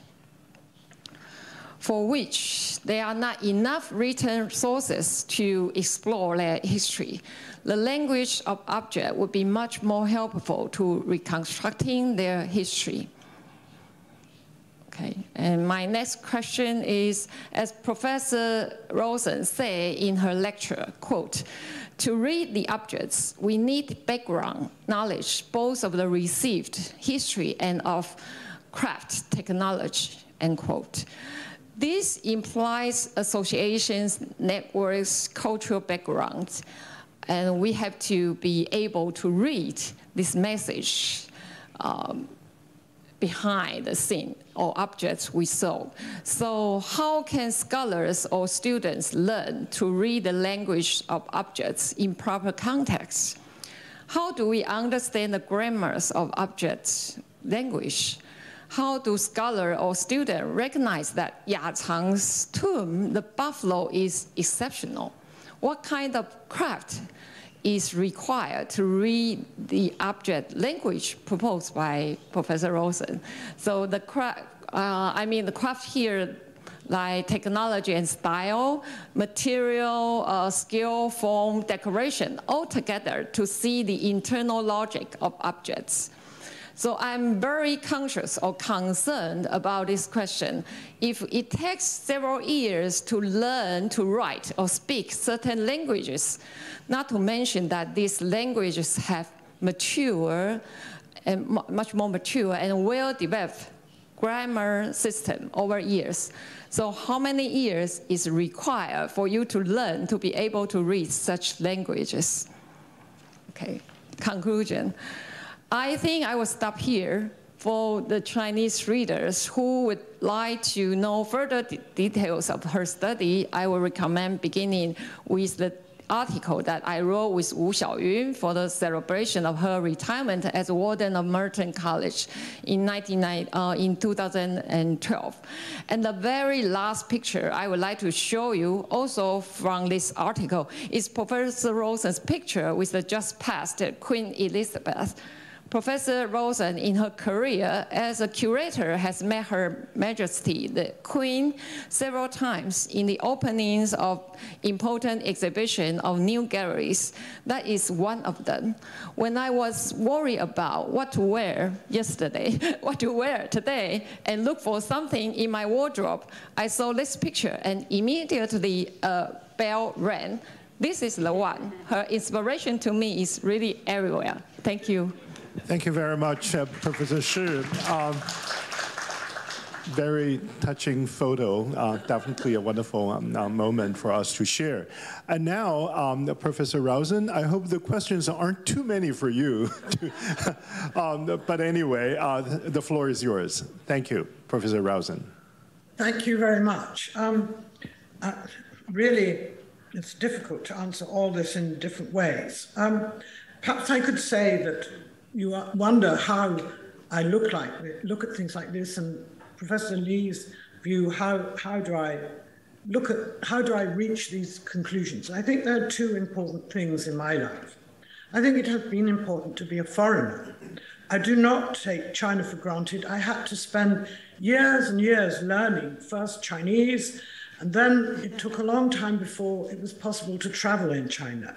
So I would say being foreign means, and being held back, being restricted, being told you can't go to China, has also meant that I've had to build my own castle, if you like. And the British Museum was a wonderful place because not only were there Chinese objects, but there's this whole range of Western Asia and Egypt. And I think some of my interest in China and my ability to make suggestions, I don't know if they're answers, but suggestions, comes from being challenged every day. When I walk through the Greek galleries and the Egyptian galleries, what do I see but a culture that is not China? Then I go to China. And I think more important than perhaps you who are on the other side know is that the division between us is geographical. We do not join up at the Western Asian level. You have to travel north through the steppe to get to China if you're in Europe, and the other way back. So the Chinese today have built the Belt and Road Initiative, and they're also building the sea route. Now, that shows you just how complex the contact is and how different our two cultures are. So I think I've been aided by the British Museum and the difference of our cultures. Some of the questions raised by Professor Chen, I'm not completely sure how to answer the first one, but I think you may find the book, when it is finally published in summer next year, a bit helpful. I have a chapter, each chapter is about a tomb, and this was chosen by the publisher, but is helpful in forcing a contemplation or contrast, emphasis on context. What does this person own and why? And one of the important things about the Jade, and I think perhaps certainly didn't get that across, is the Jades start in the East, and it is very surprising. They do not start in the West. They do not start with the Kunlun Mountains. They start in the East, and so they are also destroyed in the East. The cultures that had the Jades collapsed, and they're very much more ancient than the big cultures of the Yellow River. So what reaches the Yellow River is a distribution, both by people moving deliberately from the East to the center, but also by chance distribution, people moving, people copying. So on that map I showed you, many of the Tsung were copies. So China has a remarkable jade culture, but it's remarkable because no one at any time understood it. So it's unlike the bronze culture, which is written about and discussed endlessly in society. They didn't understand their jade culture. It was a mystery. So they gave it new interpretations every generation. So I would separate the jades as very special from the bronze culture and from the later cultures interacting with the steppe. And it has acquired a religious, almost sacred position in the culture because it is disconnected from its heritage. And then each dynasty, each period adopted the jades, used them in their own ways, and so it became a layered culture, quite different from the bronzes. In the bronzes, they could go back to inscriptions, they could started to publish them again, maybe they got them right, maybe they got them wrong, but there was a much clearer line. In the case of jade, it's different. So in my book, I certainly separate the jades, the early jades, from the later bronzes, and then I show the jades reappearing in later tombs, in different ways. Whereas the bronzes, you can almost see that there was a decision made to change the bronze set. So I do think, as Professor Chen has raised, there is a retro style in bronzes because there could be. They could look at them and decide what they thought they meant and revive them actually more as incense burners or status symbols than as food vessels. The food vessels had changed. I'm sorry, I'm losing my voice. Anyway, for those two questions, I would certainly separate the jades from the bronzes and later things, and I would certainly say that China has a very important retro style, which can be documented. But in both cases, I say the reason I perhaps have raised this issue of the language of objects is because I have worked on these tombs for 2 or 3 years, writing a chapter about each, and I've tried to see how the objects belong to a particular life. And then I look at my own room and think, how do these objects? And so the stories you can tell about objects differ from your perspective. If you're the tomb owner, you have one set of object comments.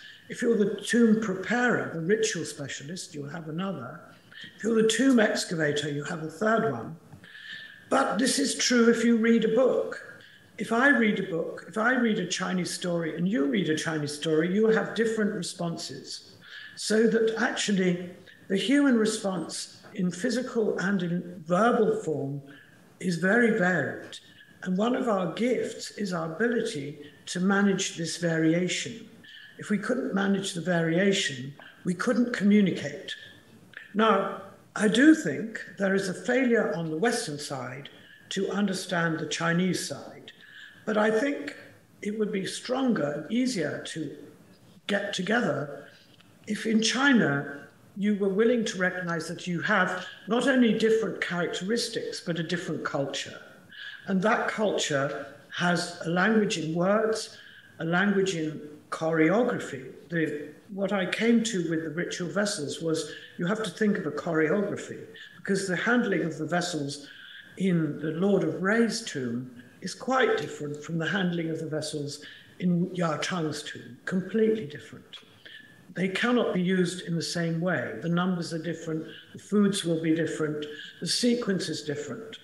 So as well as a visual, looking at objects, we look at them, we know what they're for. They have a functional meaning. They have a biography themselves, but they have a choreography.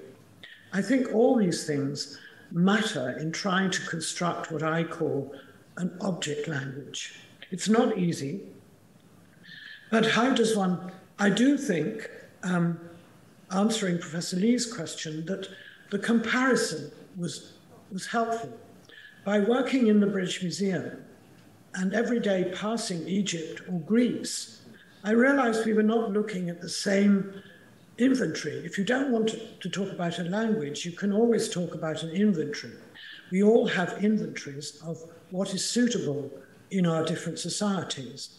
And I realized that China has a different inventory and to some extent is underestimated.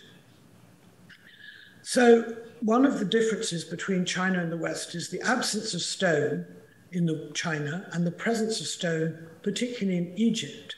But what happens in the West is the stone is copied by the Greeks and copied by the Romans, and then is unearthed in the medieval period, and that's why we use stone. It's not because stone is better, it's just chance.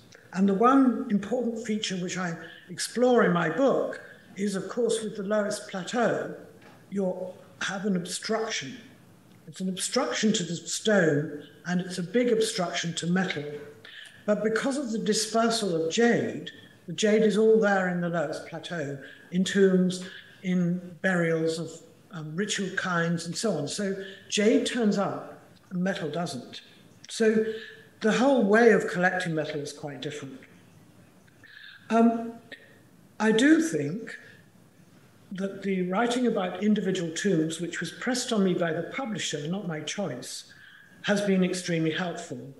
And I do think looking at assemblages is essential. For Professor Shi, she has the whole of the court.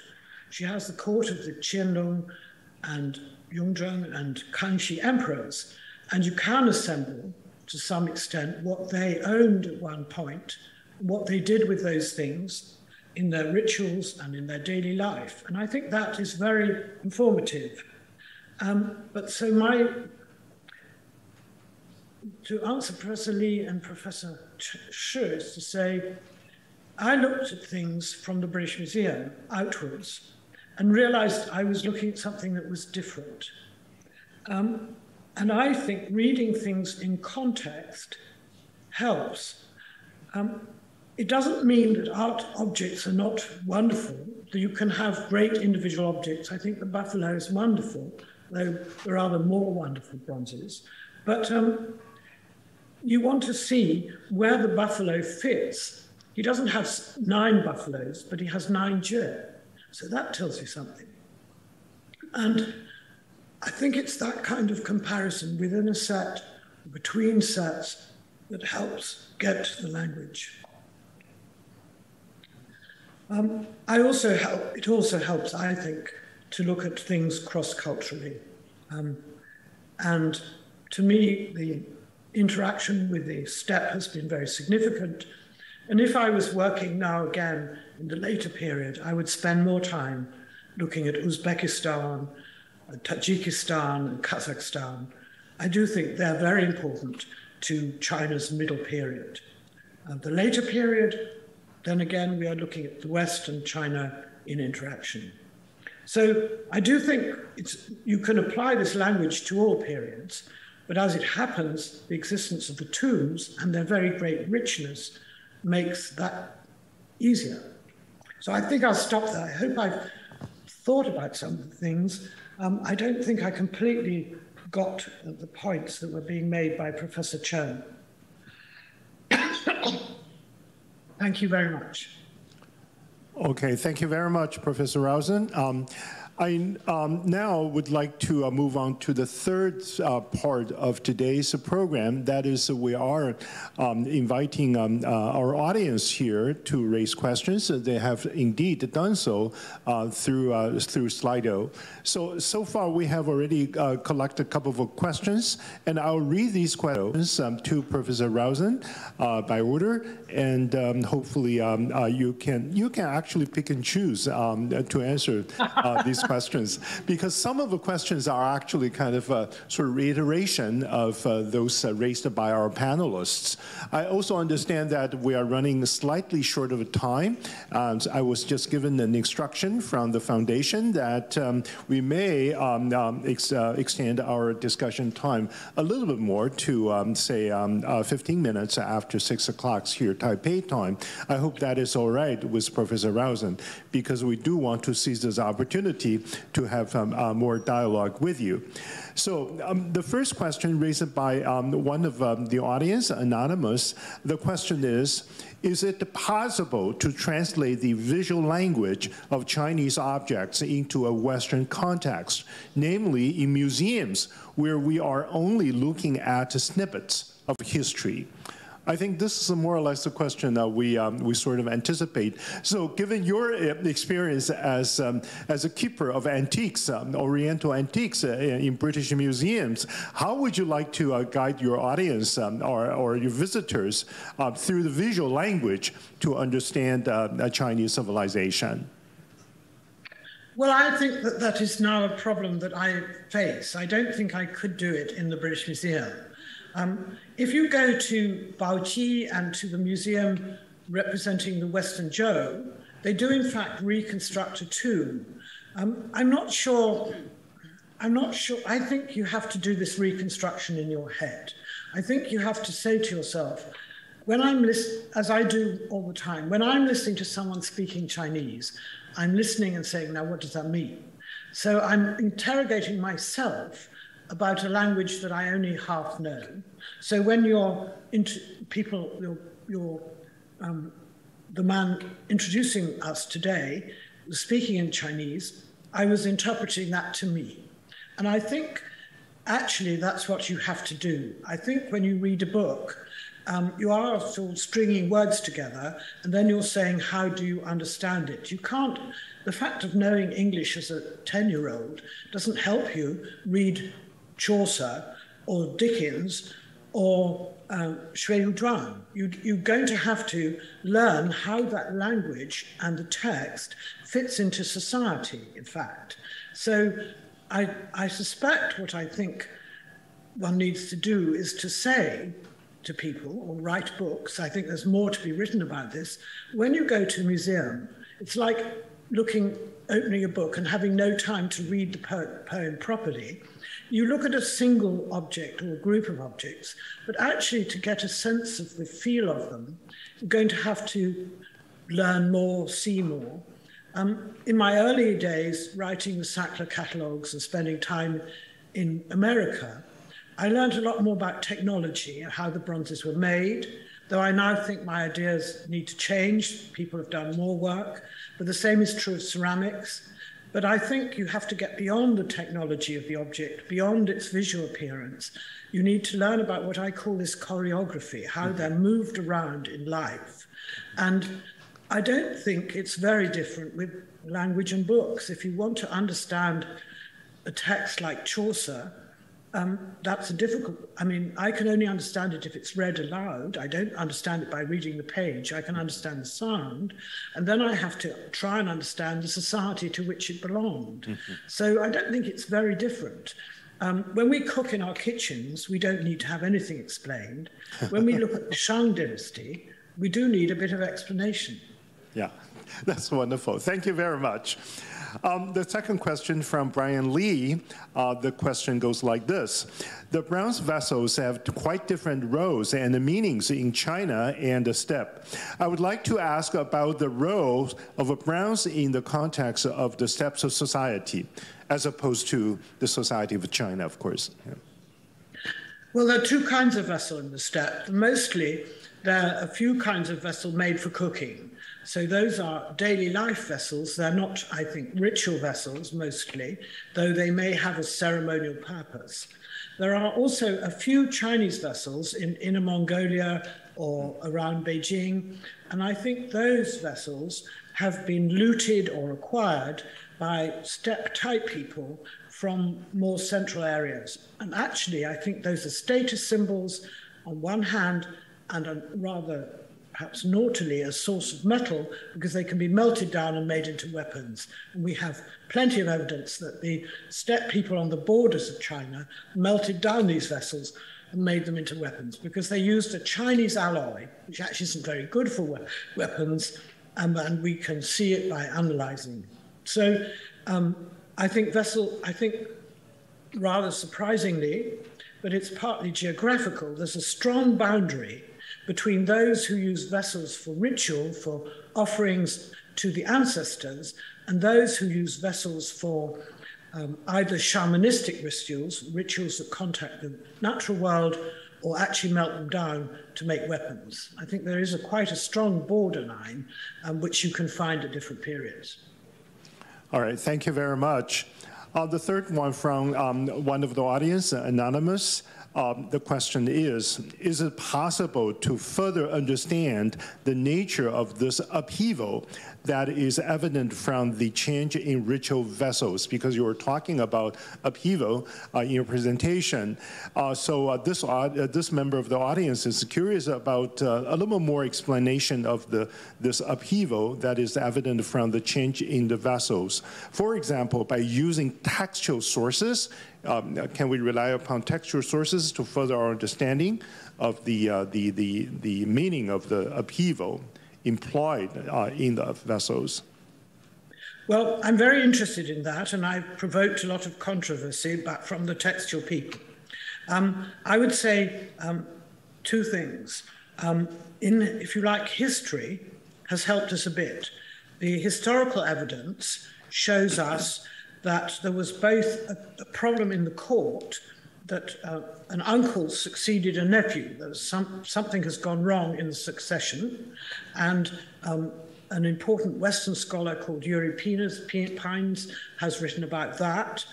And the second, if you like, textual information is inscriptions in bronze vessels. We know firmly that what are called the Rousen, that is, people in the Lowest Plateau, were invading and constantly disturbing the situation, so that the Zhou elite left the Wei River Basin. Now that is quite an upheaval. So it looks as though the change in vessel type took place in the 9th century, perhaps the late 9th century, due to upheavals that were both political, internal, but perhaps more important, physical pressure, which forced the Zhou to move to the more prosperous lands anyway. The eastern part in the North China Plain is much more prosperous. So they moved perhaps because it was more prosperous, but they certainly left the Wei Valley. So we do know that. Now, there's another kind of evidence which Martin Kern at Harvard has put forward, and he dates the Book of Songs ritual hymns, if you like, which we learn about how some of the aspects of the ceremony took place. He dates those to the late Western Zhou or early Eastern Zhou, and similarly for the texts in the Shujing. Now, what it implies is that there was textual rewriting or commemoration of Zhou achievements at a time when there was difficulty in the court. And so in my chapter in this book, I have actually put this all together. I would put both the images of the vessels, the fact that they knew the older vessels that they left behind, the fact that they were actually buried with a lot of jades, and this writing down of the history of the early Zhou. I would put them all together as signs of, if you like, a very clever. I think the Zhou are immensely clever. I admire them hugely. They're so skillful as politicians. I think they were reorganizing everything to give themselves status and security at a time which is difficult. Thank you very much. The next question is from Lawrence. The question is, I would like to ask if there are research topics in the current sinology field that you think you would be interested in looking into, but have yet to be researched. As if you weren't busy enough. I'm pretty busy, actually. I mean, what I would like to know more about are I think there are two things that are really important that are not written about enough. One is the Lowest Plateau in early China, how there's some wonderful people who write about bronze casting molds, and there's one particular scholar in Toronto, I think, or Canada, who's done some marvelous work on the, if you like, the microscopic arrangement of the crystals in the molds. I would like to know more about how these molds are made and how the physical geological environment affected that, and whether that really affected how the bronzes were made. Because I think it's not just a ritual question, it's also a technological question. And then I have another question, which is how China's weight, if you like, shifts south. That the big basins of the Yangtze River are enormously prosperous and very, very important, but in the Bronze Age are separate. They are very different. The Chongqing area, the Chengdu area is different from the Hubei area, which is different from the delta at Yangzhou, so the tremendous difference. But then as the Han collapse and the outsiders move in, forming slightly stronger governments than they did earlier, or forming any sort of government, people and scholars and elite move south. And gradually, the importance of China moves south. And I think that is something that's really interesting. It's interesting in what one might call the early medieval period. And I would be very interested in looking at what is dominated by archaeology along the northern rivers and the Lowest Plateau, how the archaeology of the south, something I have not studied, shows up the growing importance of southern China. And I think southern China is very important at all periods, but we move from a very distinctly separated set of basins to a much more related group of people in the late Tang, and then in the late Sung period, and then in the Yuan and Ming, we're getting huge efforts in the south. So I would say I had these two interests, but I'm already full of activity. I don't know that I'll ever manage either of these. Okay, so we'll make sure that you will move on with a lot of more new projects and the topics to engage you. All right. The next question is from one of the audience named Cho Ling Ling. I think this is a lady. She asked, I wonder about the relationship between your book titled The Chinese Ornament and Alois Riegel, excuse me for my pronunciation, book titled The Problems of Style, Foundations for a History of Ornament. Well, I was very much influenced by that book, and therefore in communication, in leading to changes in ornament. That's what he wrote. He wrote about carpets, and particularly about Western Asian carpets and their impact in the West.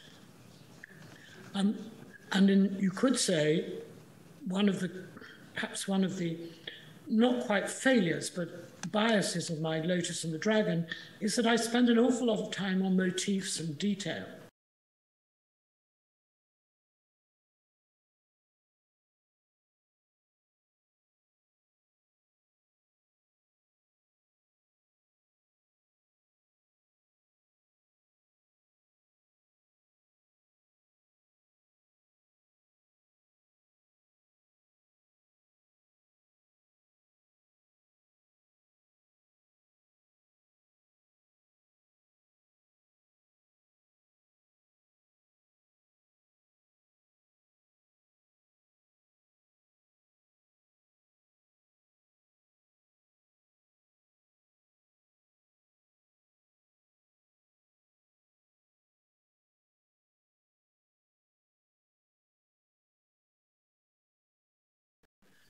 important thing you see is this huge regional difference, huge also intellectual and religious differences, and above all, economic. And I think that has a much bigger effect than I've ever allowed it to impinge on me, but I ought to have allowed it more. Thank you very much. The next question is raised, seems to me is raised by a group of promoters of a program named 碰触历史 or Touching History. They actually raised a very, very interesting question. They wanted to find out, Professor Rousen, whenever you had your first opportunity to look at the objects under study, what kind of a feeling you might have? How do you feel you are enlightened by this kind of immediate sensorial experience of touching the objects in study? Well, that I think is important, very important. I learned it first, not in Britain at all, and not in China. I went as an 18-year-old on an expedition, an excavation in the Middle East, in what was in those days Israel, not Israel, it was Jordan, in the city of Jerusalem.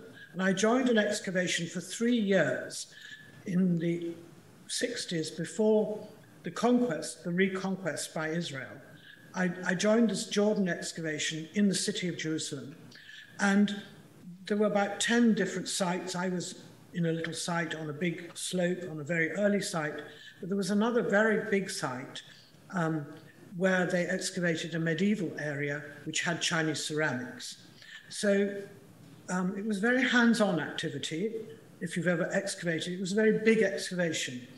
It was run by a woman called Dr. Kathleen Kenyon, and it was my entry into objects because we would get up at 4 o'clock, we would start digging at 5 o'clock, we would have breakfast at 9 o'clock, and we would finish at 1 o'clock with lunch, and then we would go home and rest, and then at 4 o'clock or 5 o'clock in the evening, we would come back to the site and handle the ceramics and learn what we had excavated in different parts of the site.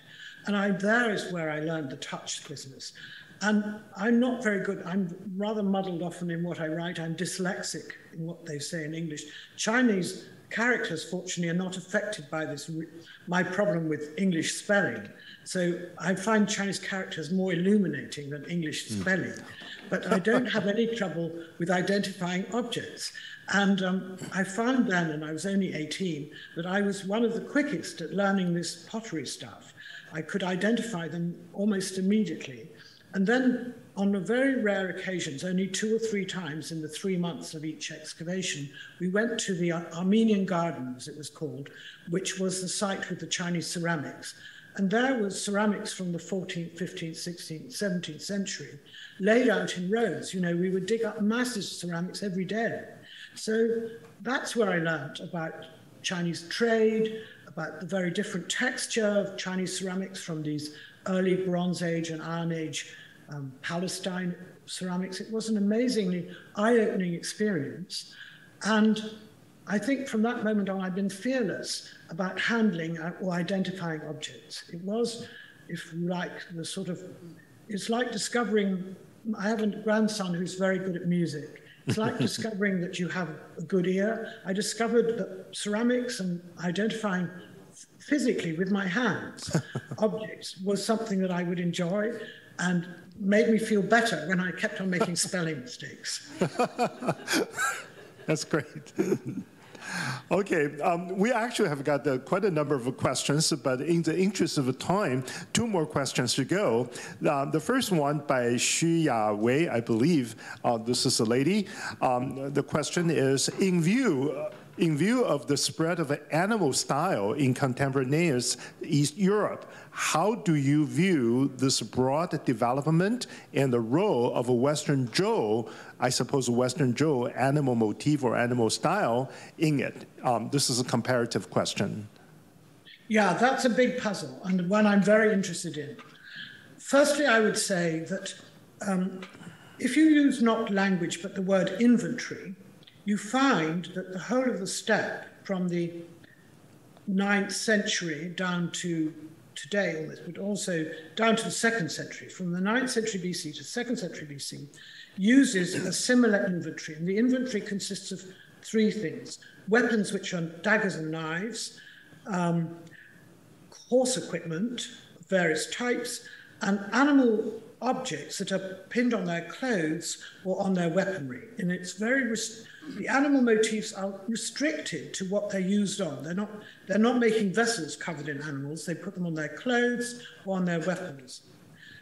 I believe that this animal motif thing, which is really only seen in a large scale in the steppe, actually comes from Western Asia and seeps into the steppe over many centuries, even millennia. So a site called Maikop is one of the routes into the steppe north of in the Volga Caspian Sea region.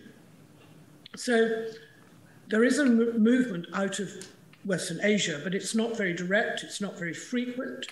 But you see these animal motifs also on what are called deer stones. So animal motifs are part of the petroglyphs and the objects used in the steppe. What I suspect about the animal motifs in China, which turn up first most vividly in jade carving, Western jade carving, is that there is some sort of contact.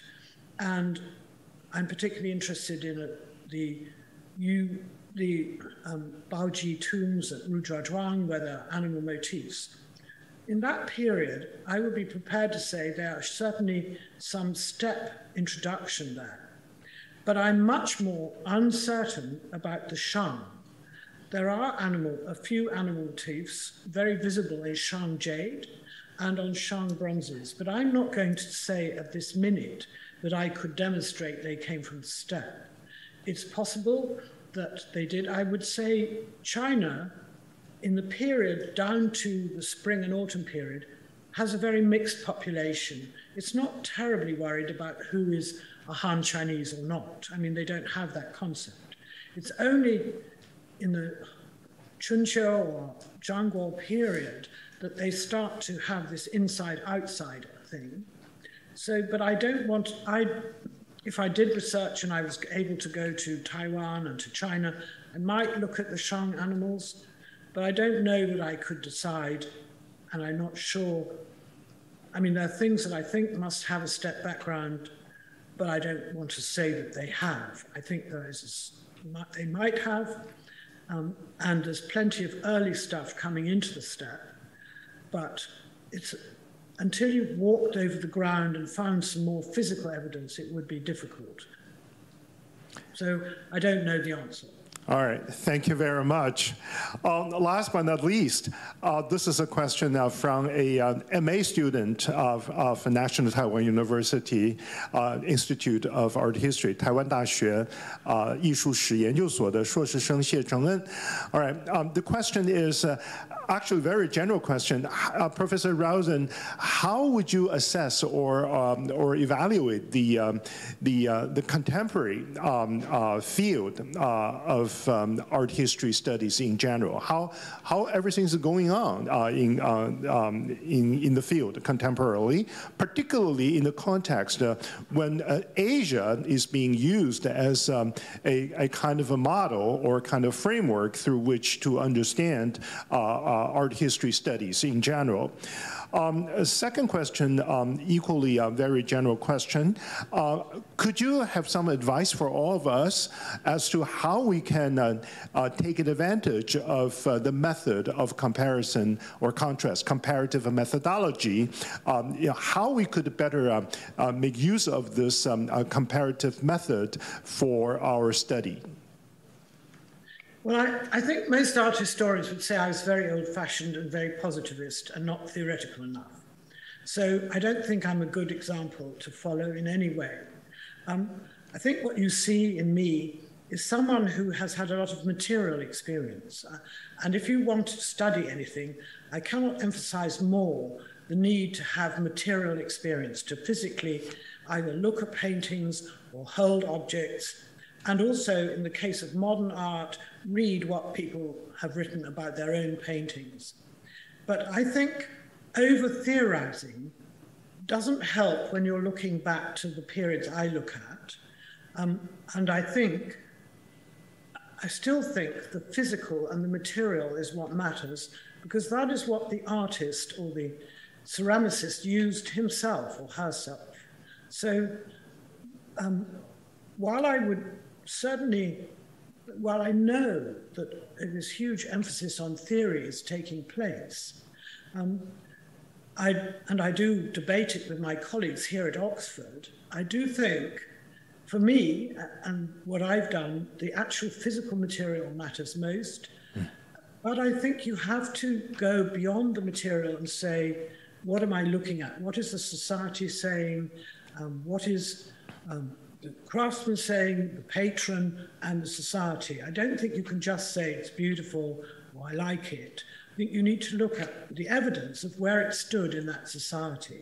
And that helps a lot if you read what the people of the time, you may not have a text, but you will have a tomb or a room or a campsite if you're looking at the steppe and so on.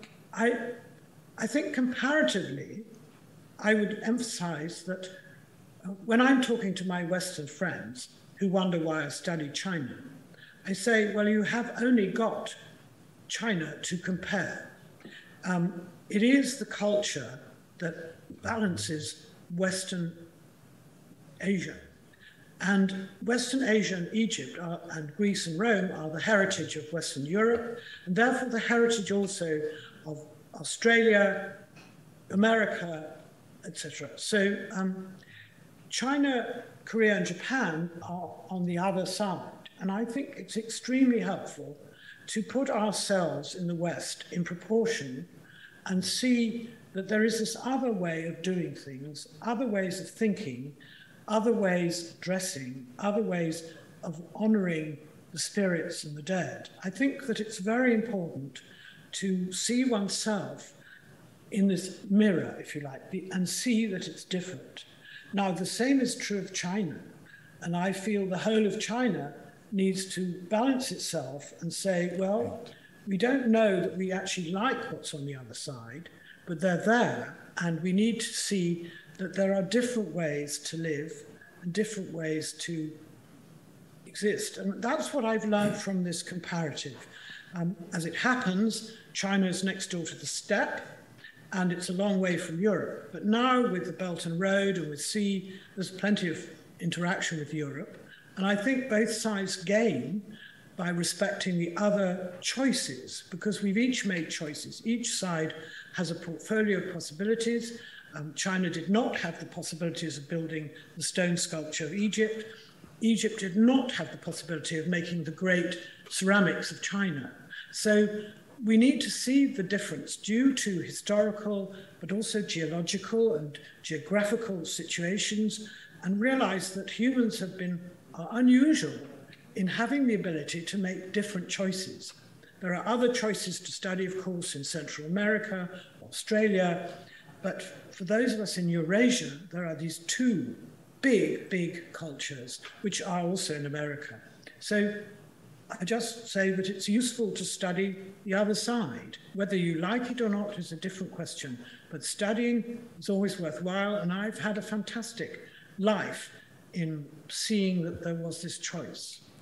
Thank you very much, Professor Rousen. I think that's the perfect answer to bring our dialogue to an end. Professor Rousen and the ladies and gentlemen, I think we are already 15 minutes over time, and we need to bring our forum to an end. I think at this point, we are all impressed by Professor Rousen's erudition, her insightful comments on those questions and suggestions, her humbleness, and particularly her good sense of humor. This was really purely a pleasure for me to be part of this dialogue, and as a student of the conversation, I feel I should have taken art history as my first major. This is truly the most powerful communication between Taiwan and the UK. I really appreciate this opportunity to help moderate this forum. And definitely, I think all of us are sharing one big wish, that is Professor Rousen will be able to make her trip to Taipei next year, hopefully, and so that we could meet each other face to face, but not necessarily in touch, of course, but still, we definitely enjoy our conversation very much, and certainly we look forward to learning from you, your wisdom, your discovery, and of course, we have our best wishes for the publication of your new book, which is coming out 2023. I would like to use this opportunity to thank the Tang Foundation for sponsoring the whole event, and of course, our three panelists who also share their insights with all of us for this wonderful afternoon. And now, I think at this point, I would like to invite everybody to join me in thanking Professor Rousen for her contribution to the field and for her wonderful contribution to this particular forum. Thank you very much, Professor Rousen, for a wonderful afternoon for us. And I hope you will take a good break after this long and intensive conversation. Thank you very much, and good evening, everybody here in Taipei. Thank you. Thank you. Thank you. Thank you very much. Thank you. Thank you. Yeah. Okay. Thank you. Thank you to our moderators, panelists, and speakers. The 2022 Masters Forum in Sinology has now come to an end. Thank you all for joining us today. We wish you all a good day. 谢谢主持人以及各位与谈人精彩的观点，也请台上贵宾留步第5届唐奖大师论坛汉学场到此圆满结束。那请基金会陈振川执行长上台合照。提醒在座的贵宾要记得携带您的随身物品，也请将翻译耳机归还到租借区。感谢您今天的参与，祝福您有美好的一天。我们再会。好。